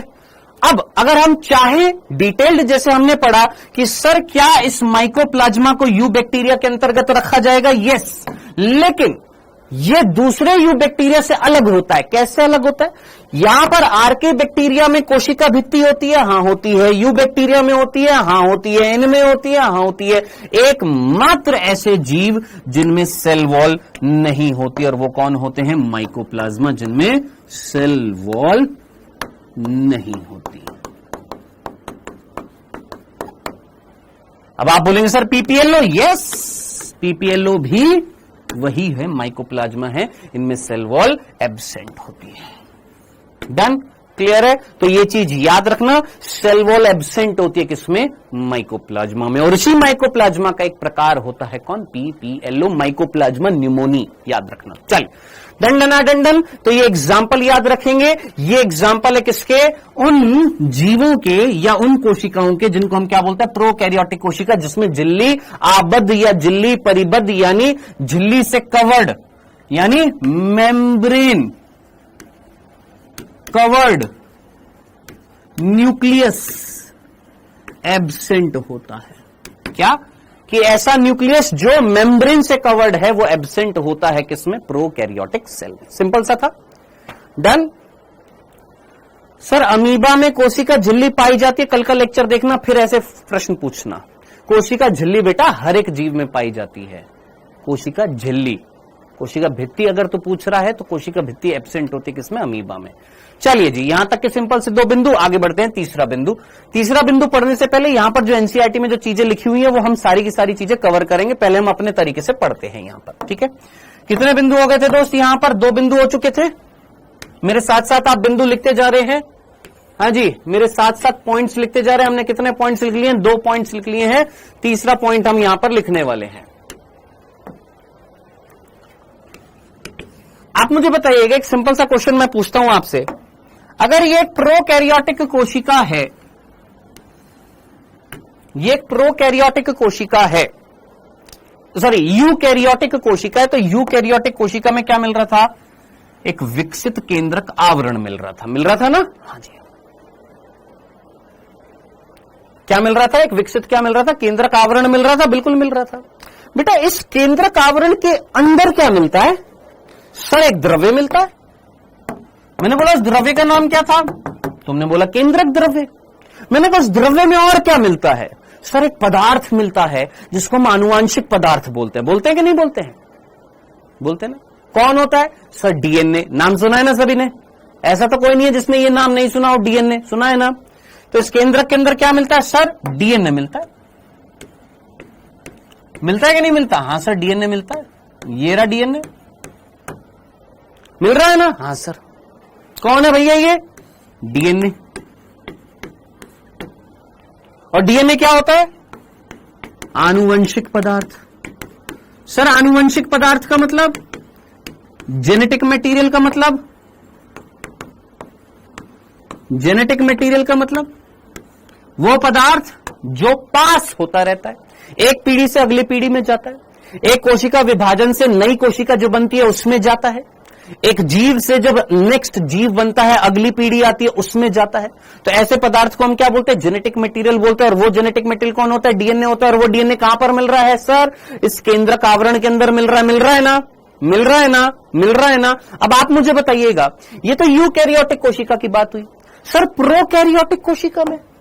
सर ये तो यूकैरियोटिक कोशिका की बात कर दी हमने, सिंपल तरीके से समझकर, सिंपल तरीके से समझा। सर अगर हम प्रोकैरियोटिक कोशिका की बात करें तो प्रोकैरियोटिक कोशिका में क्या डीएनए नहीं होगा? बेटा बिना डीएनए के तो जीवन पॉसिबल ही नहीं है। क्यों सर? क्योंकि डीएनए ही वो पदार्थ है जो एक पीढ़ी से अगली पीढ़ी में ट्रांसफर होता है। सोच, अगर मेरे अंदर डीएनए नहीं होता तो मेरी अगली पीढ़ी में क्या जाता? कुछ नहीं जाता। यानी डीएनए चाहिए। किस लिए चाहिए? एक पीढ़ी से अगली पीढ़ी लाने के लिए। तो हर एक कोशिका के अंदर डीएनए तो मिलेगा, है ना? तो अब आप मुझे बताइए, अगर ये प्रोकैरियोटिक कोशिका है, क्या इसमें डीएनए नहीं है? बिल्कुल है सर, इसमें भी डीएनए है, इसमें भी डीएनए है। लेकिन ये डीएनए क्या केंद्रक आवरण से आबद्ध है? क्या ये डीएनए जो है, क्या इसके ऊपर कोई केंद्रक का आवरण मिल रहा है?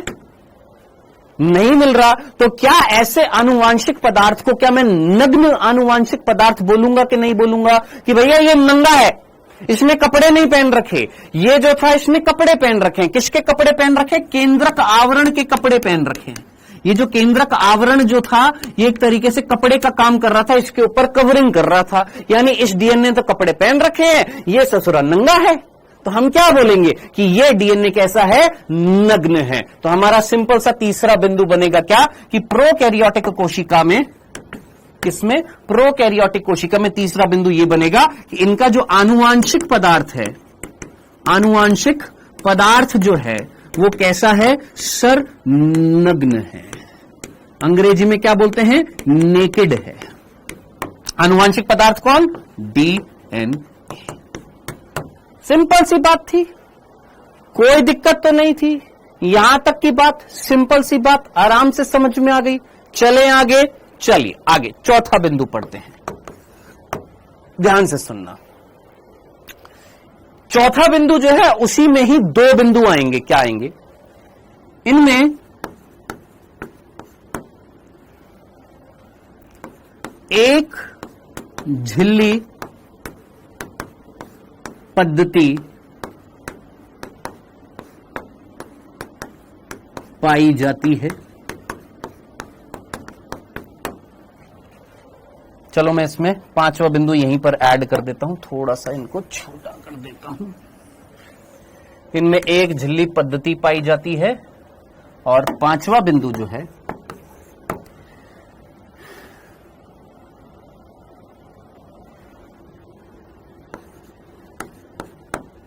ये कक्ष युक्त नहीं होते।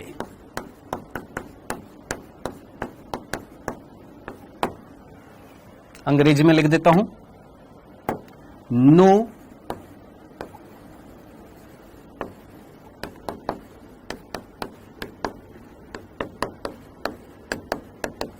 कंपार्टमेंटलाइजेशन। कंपार्टमेंटलाइजेशन। हाँ जी, आप में से किन किन को ये चौथा और पांचवा बिंदु आता है? सिर्फ पूछ रहा हूं, क्या आप में से किसी को ये चौथा और पांचवा बिंदु किसी को समझ में आया? कोई है जिसको ये समझ में आया हो? सर हमको चौथा बिंदु समझ में नहीं आया। कोई बात नहीं, बताया थोड़ी ना मैंने, अभी पढ़ाऊंगा, मैं तो जस्ट पूछ रहा हूं आता है क्या? कोई है जिसको ये चौथा और पांचवा बिंदु समझ में आ रहा है? नहीं आ रहा? कोई दिक्कत नहीं है।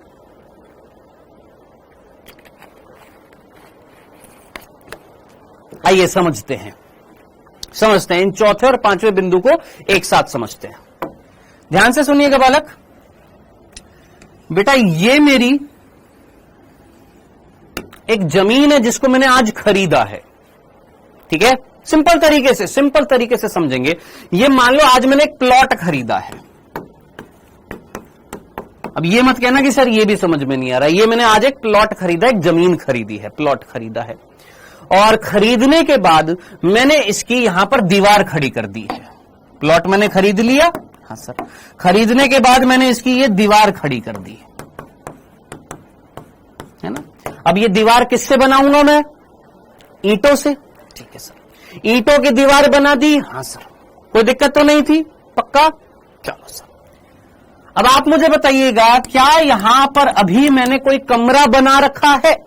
कमरा कोई बनाया मैंने अभी? नहीं सर, आपने बस चारों तरफ से एक दीवार खड़ी कर दी है, एक दीवार खड़ी कर दी है। मैंने कहा बहुत बढ़िया, बहुत बढ़िया, डन, कोई तकलीफ नहीं, समझ में आ गया। चलिए सर, अब आपने 5 साल बाद आपने कुछ पैसा जुटाया, और पैसा जुटाने के बाद आपने 5 साल बाद ये जो जमीन आपने खरीदी थी, ये जो प्लॉट आपने खरीदा था, इस प्लॉट पर एक आवरण था, एक दीवार थी, हां सर।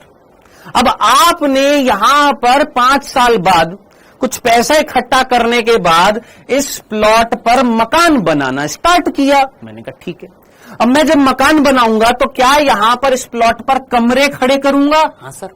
ये देखो एक कमरा मैंने ये बना दिया, हाँ सर। ये मैंने एक बेडरूम बना दिया, हाँ सर। एक ड्राइंग रूम बना दिया, हाँ सर। एक किचन बना दी, हाँ सर। एक बाथरूम बना दिया, हाँ सर। मतलब इस तरीके से बना दिया, हाँ जी। और भी कुछ बनाना है वो भी बना दिया, जो नहीं बनाना था वो भी बना दिया, हाँ सर बना दिया। अब आप मुझे बताइएगा इसमें और इसमें कहां पर आपको लग रहा है कमरे बन रहे हैं? कमरे, कक्ष। कक्ष का मतलब क्या होता है? कमरा। कक्ष का मतलब क्या है? कक्ष मान ले कमरा, ठीक है। कहां पर तेरे को लग रहा है कि हमने एक खाली प्लॉट था जिसमें हमने एक दीवार बना रखी थी, बस उसको 5 साल बाद हमने उसमें कमरे खड़े कर दिए हैं, इसमें लग रहा है ना? तो अब आप मुझे बताइए इन दोनों कंडीशन में से, फर्स्ट और सेकंड कंडीशन में से कहां पर आपको कंपार्टमेंट्स दिख रहे हैं? जैसे ट्रेन होती है ना, ट्रेन में बैठे ना, ट्रेन में जब बैठते तो बोलते हैं इस डिब्बे में जाना है, इस डिब्बे में जाना है, ये वाले डिब्बे, उस डिब्बे को हम क्या बोलते हैं? ये कंपार्टमेंट है, ये कंपार्टमेंट है, ये एसी वाला कंपार्टमेंट है, ये जनरल का कंपार्टमेंट है, बोलते हैं ना। तो कंपार्टमेंट का मतलब हमने एक ट्रेन को डिवाइड कर दिया कि नहीं कर दिया? हाँ सर। तो हमने एक प्लॉट जो था, एक जमीन जो थी, उसको अंदर से कमरों में बांट दिया, हाँ सर। तो कहां पर कौन सी चीज आपको कक्ष युक्त दिखाई दे रही है? सर ये कक्ष युक्त है, जबकि ये कक्षहीन है। क्या इतनी सी बात आपको समझ में आई या ये भी नहीं आई? कह रहा है सर क्वेश्चन कराओ, बस अभी 4 मिनट और हैं बेटा, तेरी घड़ी में शायद थोड़ी सी ज्यादा आगे होएगी। अभी मेरे को 5:11 दिख रहे हैं, मैंने तेरे को 5:15 पर बोला था। हाँ जी, जल्दी से मुझे बताइए, यहां तक की चीज समझ में आ गई है? हाँ जी, यहां तक की चीज समझ में आ गई, इसमें कोई कंफ्यूजन तो नहीं था। अब आप मुझे बताइएगा, तुलना करना, सोच समझकर मुझे बताना, इनमें से अगर मैं कोशिका मानूं, अगर ये वाली कोशिका और ये वाली कोशिका, कौन सी प्रोकैरियोटिक कोशिका और कौन सी यूकैरियोटिक कोशिका? दिमाग लगा। क्या प्रोकैरियोटिक कोशिका के अंदर कोशिका अंगक हैं? सोच, क्या प्रोकैरियोटिक कोशिका के अंदर क्या कोशिकांग है? नहीं। झिल्ली युक्त कोशिका अंगक है? नहीं। लेकिन यूकैरियोटिक कोशिका जो होती है, क्या उस यूकैरियोटिक कोशिका के अंदर झिल्ली युक्त कोशिकांग है? हाँ है। सर कौन से हैं? ये देख, ये कमरा है किसका? केंद्रक का। सर ये माइटोकॉन्ड्रिया का। सर ये लवक का। सर ये लाइसोसोम का, है ना? तो जरा सोच, कहां पर कौन सी कोशिका कक्षहीन है या कक्ष युक्त नहीं है? सर ये कोशिका कक्ष युक्त नहीं है, ये कोशिका कक्ष युक्त है। बताइए, क्या आपको ये 5वां बिंदु समझ में आ गया? डन, क्लियर है कि प्रोकैरियोटिक कोशिका में कंपार्टमेंट नहीं मिलते, कक्ष कमरे नहीं मिलते। क्लियर, सिंपल, आ गया समझ में? चले अब चौथे बिंदु पर। चौथा क्या लिखा हुआ है? इनमें एक झिल्ली पद्धति पाई जाती है। अब ये एक झिल्ली पद्धति क्या है? मैंने कहा आइए वापस से समझते हैं। आप मुझे बताइए सोच समझकर, अंग्रेजी में इसको बोलते हैं 1 एनवलप सिस्टम। बस जल्दी से बढ़ कर रहा हूं, 1 एनवलप सिस्टम। 1 एनवलप सिस्टम बोलते हैं इस चीज को। क्या? एक झिल्ली पद्धति को हम क्या बोलते हैं? 1 एनवलप सिस्टम। रुक जा अरुण खुशवा, सब्र कर ले। हाँ जी, 1 एनवलप सिस्टम। देखना, खुद सोचो, यहां पर आपको कितनी दीवार दिख रही है? सर केवल एक दीवार दिख रही है, खाली प्लॉट था, आपने खरीदा था, आपने दीवार खड़ी कर दी। मैंने कहा ठीक है सर, ये वाले जो प्लॉट जो था, इसमें दीवार खड़ी करने के बाद 5 साल बाद आपने अंदर से और दीवारें खड़ी करी। अरे भैया कमरा बनाएंगे तो दीवार नहीं खड़ी करनी पड़ेगी? हाँ सर, और दीवारें खड़ी कर दी हैं। तो अब आप मुझे बताइए, यहां पर कितनी बार दीवार खड़ी करी और यहां पर कितनी बार दीवार खड़ी करी? बस जल्दी से, फटाफट जल्दी से। यहां पर कितनी बार दीवार खड़ी करनी पड़ी? यहां पर कितनी बार दीवार बनानी पड़ी? यहां पर 1 बार है, यहां पर 2 बार है। सोच, अरे जब कोशिकांग बनाएगा, कोशिकांग यहां पर होंगे तो उन कोशिकांग का भी तो एनवलप होएगा, उनकी भी तो झिल्ली होएगी। यहां पर कोशिकांग है ही नहीं, केवल एक ही तो झिल्ली है। तो कितनी झिल्ली मिल रही है? केवल एक झिल्ली मिल रही है। या केवल कितना आवरण मिल रहा है? केवल एक आवरण मिल रहा है, केवल एक दीवार मिल रही है। यहां पर तेरे पास एक तो बाहर की बाउंड्री तो थी ही थी, अंदर से भी तूने कंपार्टमेंट बनाए, कक्ष बनाए, तो वापस से दीवार खड़ी करनी पड़ी कि नहीं करनी पड़ी? हाँ। तो अब आप मुझे बताइए, प्रोकैरियोटिक कोशिका में एक झिल्ली पद्धति मिलेगी? हाँ। तो बता, यूकैरियोटिक कोशिका में कितनी झिल्ली पद्धति मिलेगी? तो याद रखना, यूकैरियोटिक कोशिका जो होती है हमारी, जो यूकैरियोटिक कोशिका जो होती है, उस यूकैरियोटिक कोशिका में 2 झिल्ली पद्धति पाई जाती है।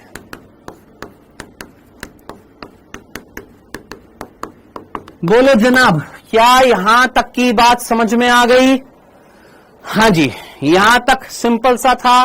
क्या ये आपको कौन सा बिंदु था मेरे भाई? ये था हमारा चौथा और 5वां बिंदु, डंडना डंडन। क्या ये 5 बिंदु बिल्कुल क्लियर हो चुके हैं? समझ में आ गया है? चले आगे। सर टाइम हो गया, क्वेश्चंस करा दीजिए। आइए क्वेश्चंस कर लेते हैं। क्वेश्चंस करने से पहले एक छोटा सा चीज, क्योंकि उन क्वेश्चंस में एक छोटा सा टॉपिक है और वो फटाफट करा देता हूं। अभी टाइम है यार, 5:30 तक है, मेरे पास टाइम है। चलो, छठा बिंदु बस इतना सा कि यहां पर जो प्रोकैरियोटिक कोशिका जो होती है उसमें से मेन कौन होता है? बैक्टीरिया होता है। क्यों सर? अरे अभी अभी तूने देखा यार, मेन कौन है यहां पर? मेन कौन है? जल्दी से सोच, मेन कौन है यहां पर? Sir bacteria. इसी बैक्टीरिया को हमने, आधे बैक्टीरिया भी होते हैं, यू बैक्टीरिया भी होते हैं। इसी यू बैक्टीरिया का एक एग्जांपल साइनोबैक्टीरिया भी है। इसी का ये एक एग्जांपल माइकोप्लाज्मा भी है। माइकोप्लाज्मा का एक एग्जांपल पीपीएल है। यानी मेन कौन है? बैक्टीरिया ही तो है। सब कुछ कौन है? मेन कौन है यहां पर? पूरी प्रोकैरियोटिक कोशिका में सबसे इंपॉर्टेंट कौन है? बैक्टीरिया। तो अब यहां पर आपसे कोई पूछे बैक्टीरिया की शेप कितनी होती है, ये बैक्टीरिया जो होती है इनकी आकृति कितनी प्रकार की होती है, तो ज्यादातर ये आपको 4 आकृति के दिखते हैं। कितने? कौन कौन सी? एक होता है बेटा कोकस, कैसा होता है? गोलाकार। एक होता है बेसिलस, जो कैसा होता है? डंडाकार। दंडाकार यानी डंडे के जैसा होता है। एक होता है आपका विब्रियो,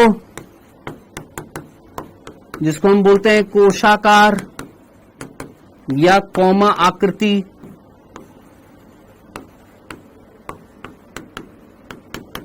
और एक होता है सर्पिल, स्पाइरल, जो सर्पिल आकृति का है। बस सिंपल सा, बस ये एक सिंपल सा बिंदु बताना था। आप फटाफट शेप देखिए, ये आपको कैसी दिखाई दे रही है? डंडे के जैसी दिखाई दे रही है। डंडे के जैसी जो होती है वो कौन सी होती है? बेसिलस। दूसरा, ये कैसी है? गोलाकार है, ये कौन सी है? कोकस। ये कैसी है? आपकी कौमा आकृति। सर ये कहां से कौमा आकृति है? ये शेप जो होती है इस तरीके से होती है, ये इस तरीके से। हम जब कुछ चीज लिखते हैं तो लिखने के बाद इस तरीके से गोल गोल करते हैं और फिर कौमा लगाते हैं। हाँ, तो ये कौमा आकृति कहलाती है, कोशाकार आकृति कहलाती है। और ये कौन सा हमारा? सर्पिल है, स्पाइरल बाइंडिंग जैसे आपने देखी होगी। डन। तो ये मेनली आपकी 4 आकृतियों के होते हैं। कौन? बैक्टीरिया। अब आ जाते हैं हम प्रश्नों पर, क्योंकि यहां पर जब हम प्रश्न करेंगे तो इससे संबंधित कुछ क्वेश्चंस आएंगे। ठीक है, आइए फटाफट। ये पहला क्वेश्चन है, पेज नंबर किससे था हमारे? 127 पुरानी और नई एनसीईआरटी में 89। पहला क्वेश्चन देख, अगर तेरे को आ रहा है तो कर, नहीं आ रहा तो छोड़ देना, मैं कल आगे कराऊंगा। आगे के टॉपिक में से भी हो सकते हैं कुछ क्वेश्चन।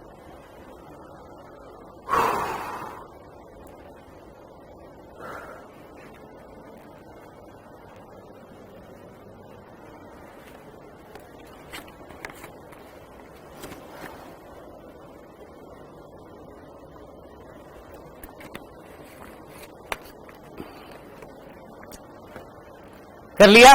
सिंपल सा था। एक ऐसा जीव जिसमें कोशिका भित्ति नहीं है, कोशिका भित्ति नहीं है, और कोशिका भित्ति नहीं है, और वो पौधों के साथ साथ जानवरों में भी रोग उत्पन्न करता है, बिना ऑक्सीजन के रह सकता है। वैसे तो आगे का पढ़ने से पहले ही तेरे को इससे आंसर मिल गया होगा। कोशिका भित्ति किसमें नहीं है? बेसिलस, स्यूडोमोनास, माइकोप्लाज्मा, नॉस्टॉक तूने अभी अभी पढ़ा था। क्या आंसर हो जाएगा सर? सिंपल सा well done, which is broom. बहुत बढ़िया, माइकोप्लाज्मा। वेल डन मेरे भाई विकास कुमार, बहुत बढ़िया। नेक्स्ट, जल्दी से, इनमें से कौन सा गलत मिलान दे रखा है?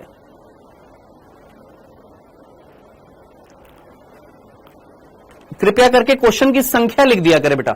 क्वेश्चन नंबर 2 का आंसर ये या ये इस तरीके से है ना। इतनी सी दरख्वास्त रहेगी आपसे। हाँ जी, कौन सा गलत है? सर एनसीईआरटी बुक लेनी है क्या? हाँ बेटा बिल्कुल लेनी है, बिना एनसीईआरटी के कैसे करेगा? है एनसीईआरटी तो मस्ट है, बहुत जरूरी है, बिना एनसीईआरटी के तो नहीं हो पाएगा कुछ भी। हाँ जी, कौन सा गलत है? कर लिया सेकंड का आंसर, कर लिया भैया। बेसिलस अभी तेरे को बताया था डंडे के जैसी होती है, कोकस अभी तेरे को बताया था गोल होती है, विब्रियो अभी तेरे को बताया था कॉमा आकृति की होती है, स्पाइरल अभी तेरे को बताया था सर्पिल होती है। अब स्पाइरल सर्पिल सही दे रखा है, विब्रियो कोशाकार ये भी सही दे रखा है, बेसिलस दंडाकार सही दे रखा है, कोकस जो है वो कोशाकार नहीं होती, कैसी होती है? गोलाकार होती है। करेक्ट आंसर क्या हो जाएगा? सेकंड हो जाएगा। ठीक है, नेक्स्ट लगाइए आंसर।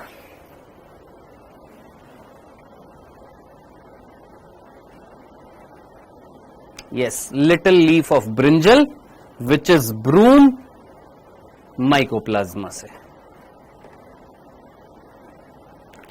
तंत्रिका कोशिका,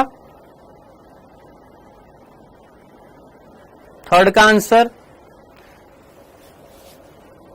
थर्ड का आंसर। हाँ जी, कर लिया सभी ने? सर सिलेबस कब तक होएगा? इसको ब्लॉक मारो भाई, मारो इसको ब्लॉक। जुम्मा जुम्मा भी क्लास हुई है, तीसरी क्लास हुई है, इसको अभी से टेंशन हो रही है सिलेबस कब होएगा। पढ़ना सीखा नहीं है अभी, ये आखिरी तक बस यही गाता रहेगा। अभी देखना, आज बोला है कल भी यही बोलेगा, परसों भी यही बोलेगा, फिर उसके बाद कुछ दिन लेक्चर देखना बंद कर देगा, फिर किसी दूसरे काम में लग जाएगा। हाँ भाई, तंत्रिका कोशिका कैसी होती है? मैक्सिमम बच्चों ने इसका आंसर ये कर दिया है। अब आप मुझे बताइए, पहली बात, तंत्रिका कोशिका शाखित होती है। हाँ, यहां अशाखित ये तो होगा नहीं, शाखित है, शाखित है।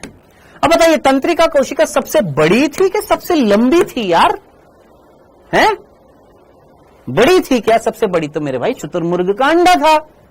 ये कैसे कर दिया आपने? आंसर क्या होएगा इसका? सेकंड होएगा। Correct answer is second. ठीक है, तो जिन्होंने फर्स्ट किया था समझ में आया क्या गलती कर रहे हो? नेक्स्ट लगाइए।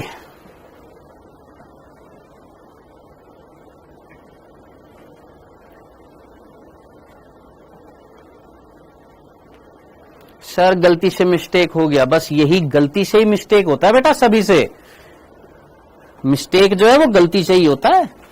यही गलती नहीं करनी है आपने। सिलेक्शन होने और ना होने में बस फर्क इतना सा है कि गलती होती है। सर एनसीईआरटी फिंगर टिप्स ले लें। हम यहां फालतू में तुमको क्वेश्चन करा रहे हैं वे।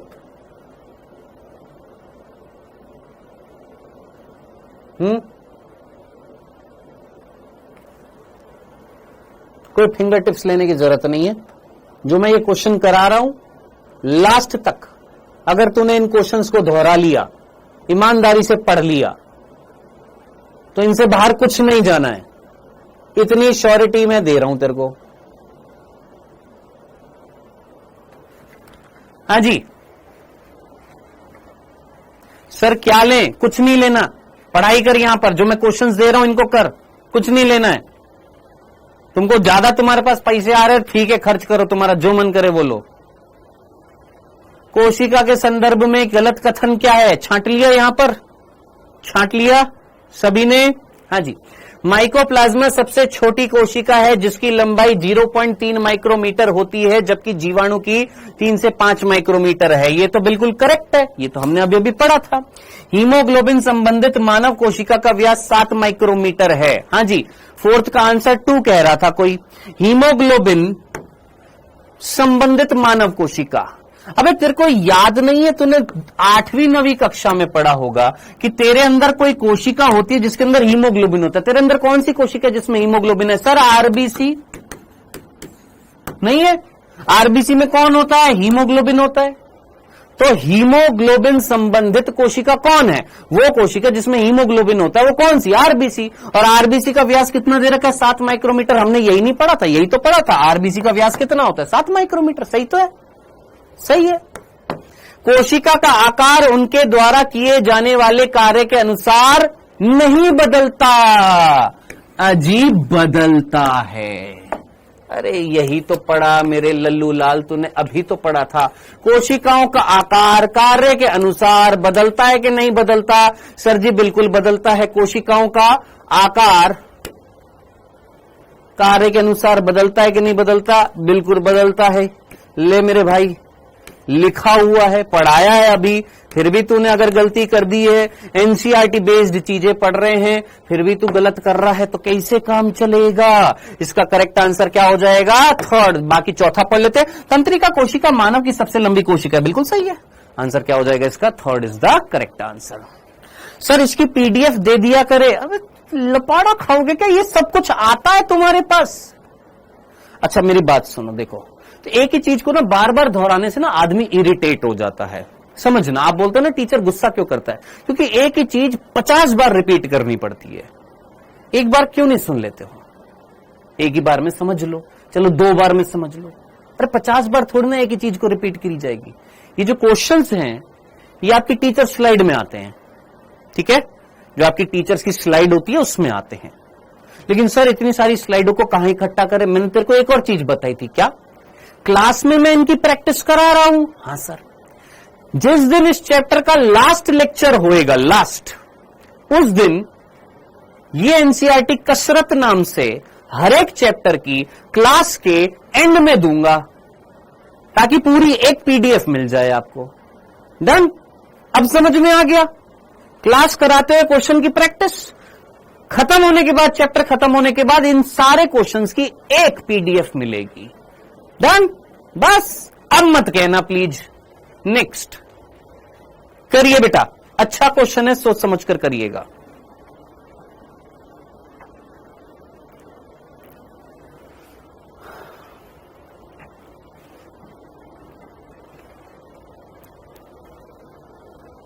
देखो होमवर्क के कुछ क्वेश्चंस ऐसे होंगे जो हमें लेने पड़ते हैं क्योंकि इनसफिशिएंसी होती है क्वेश्चंस की।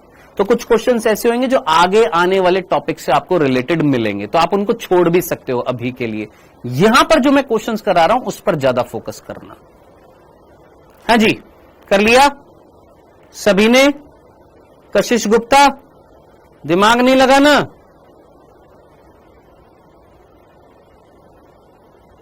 फिफ्थ का answer 3rd, Tariq Khan 3rd है। ठीक है, देख लें फिर। चलो, भिन्न भिन्न कोशिकाओं का आकार भिन्न भिन्न होता है। नीचे दी गई कोशिकाएं हैं, इन कोशिकाओं को आपने बढ़ते क्रम में लगाना है, यानी सबसे छोटी से होते हुए सबसे बड़ी कोशिका तक पहुंचना है। अब इनमें सबसे छोटी कौन होएगी? सबसे छोटी कोशिका माइकोप्लाज्मा है, यानी फर्स्ट नंबर पर कौन होएगी सर? माइकोप्लाज्मा। और इनमें सबसे बड़ी कौन सी होएगी सर? शुतुरमुर्ग का अंडा होएगी। अरे सबसे बड़ी ये थी, सबसे छोटी ये थी, तो शुतुरमुर्ग का अंडा यानी सेकंड नंबर जो होएगा वो सबसे लास्ट में होएगा। तो क्या हो गया? फर्स्ट, उसके बाद अब फर्स्ट सबसे पहले हो गई, लास्ट कौन हो गई है? सेकंड हो गई है। वैसे भी कॉमन सेंस लगा सकता था इतना। यहां पर देख, ये होगा नहीं, ये होगा नहीं। यहां पर फर्स्ट है, फर्स्ट है, हाँ सर। यहां पर सेकंड है, यहां फोर्थ है। तू जानता है सबसे लास्ट में कौन होएगी सर? सेकंड होएगी, है जी। तो फिफ्थ का आंसर क्या हो जाएगा?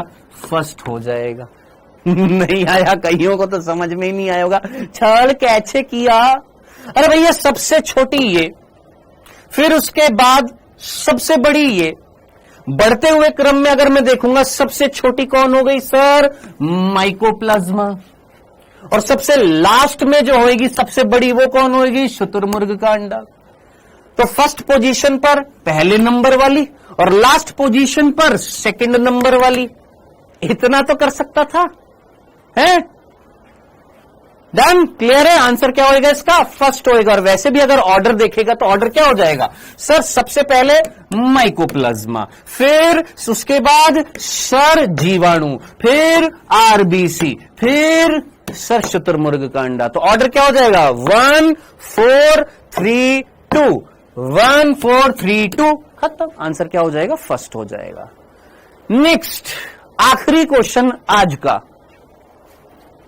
ये लास्ट क्वेश्चन है, पेज नंबर 89 से 6 क्वेश्चन थे, ये 6 क्वेश्चन लास्ट क्वेश्चन है आज का।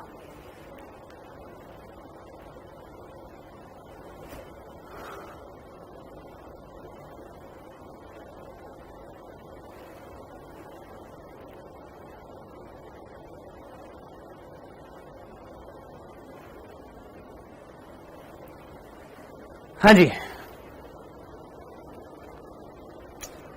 नीचे 2 कथन दिए हुए हैं, आपने सही विकल्प चुनना है। ऐसे क्वेश्चन नीट में आते हैं ना?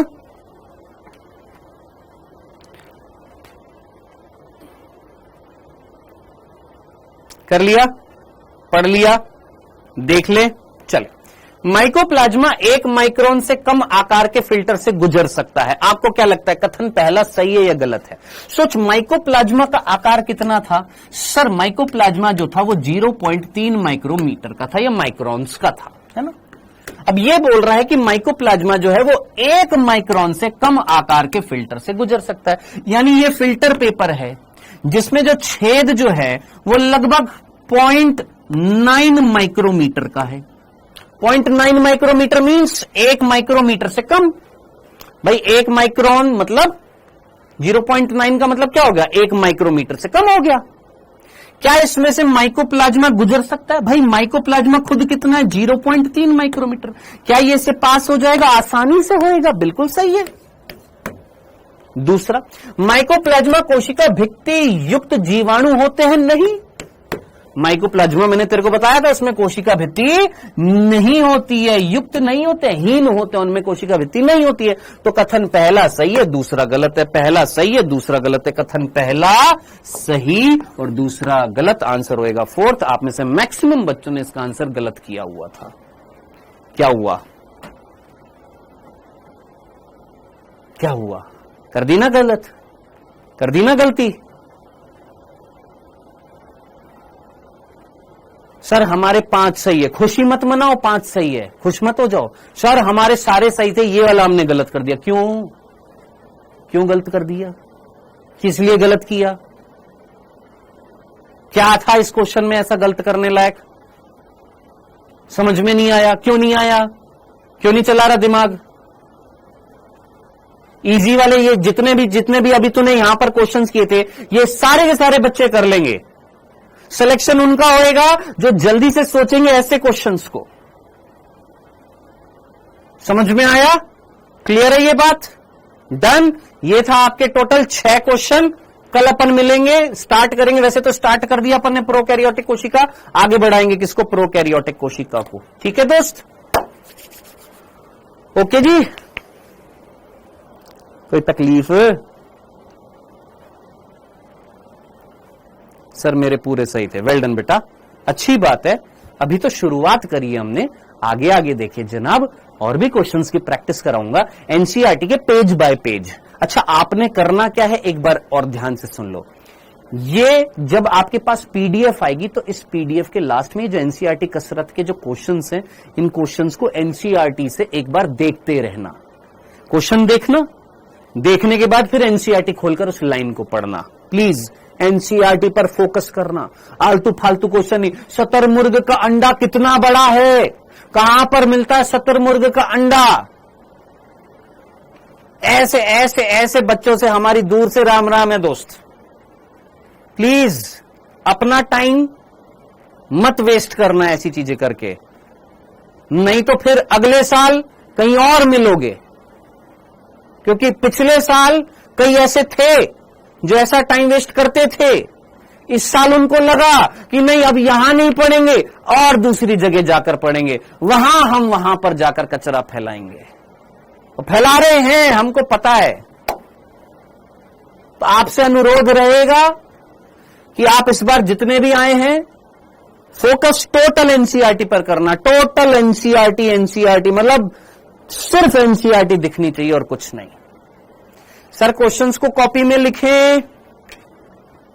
देख इतना टाइम वेस्ट भी मत कर कि क्वेश्चंस को कॉपी में लिखने लग जाए। कॉपी तूने देख ली है, बस खत्म। मतलब क्वेश्चंस देख लिए, कॉपी में लिख ली। चल बस अब मिलते हैं, थोड़ा सा रेस्ट करिए, 10 मिनट बाद क्लास स्टार्ट हो जाएगी आपकी केमिस्ट्री की। मिलते हैं, tata bye bye, take care.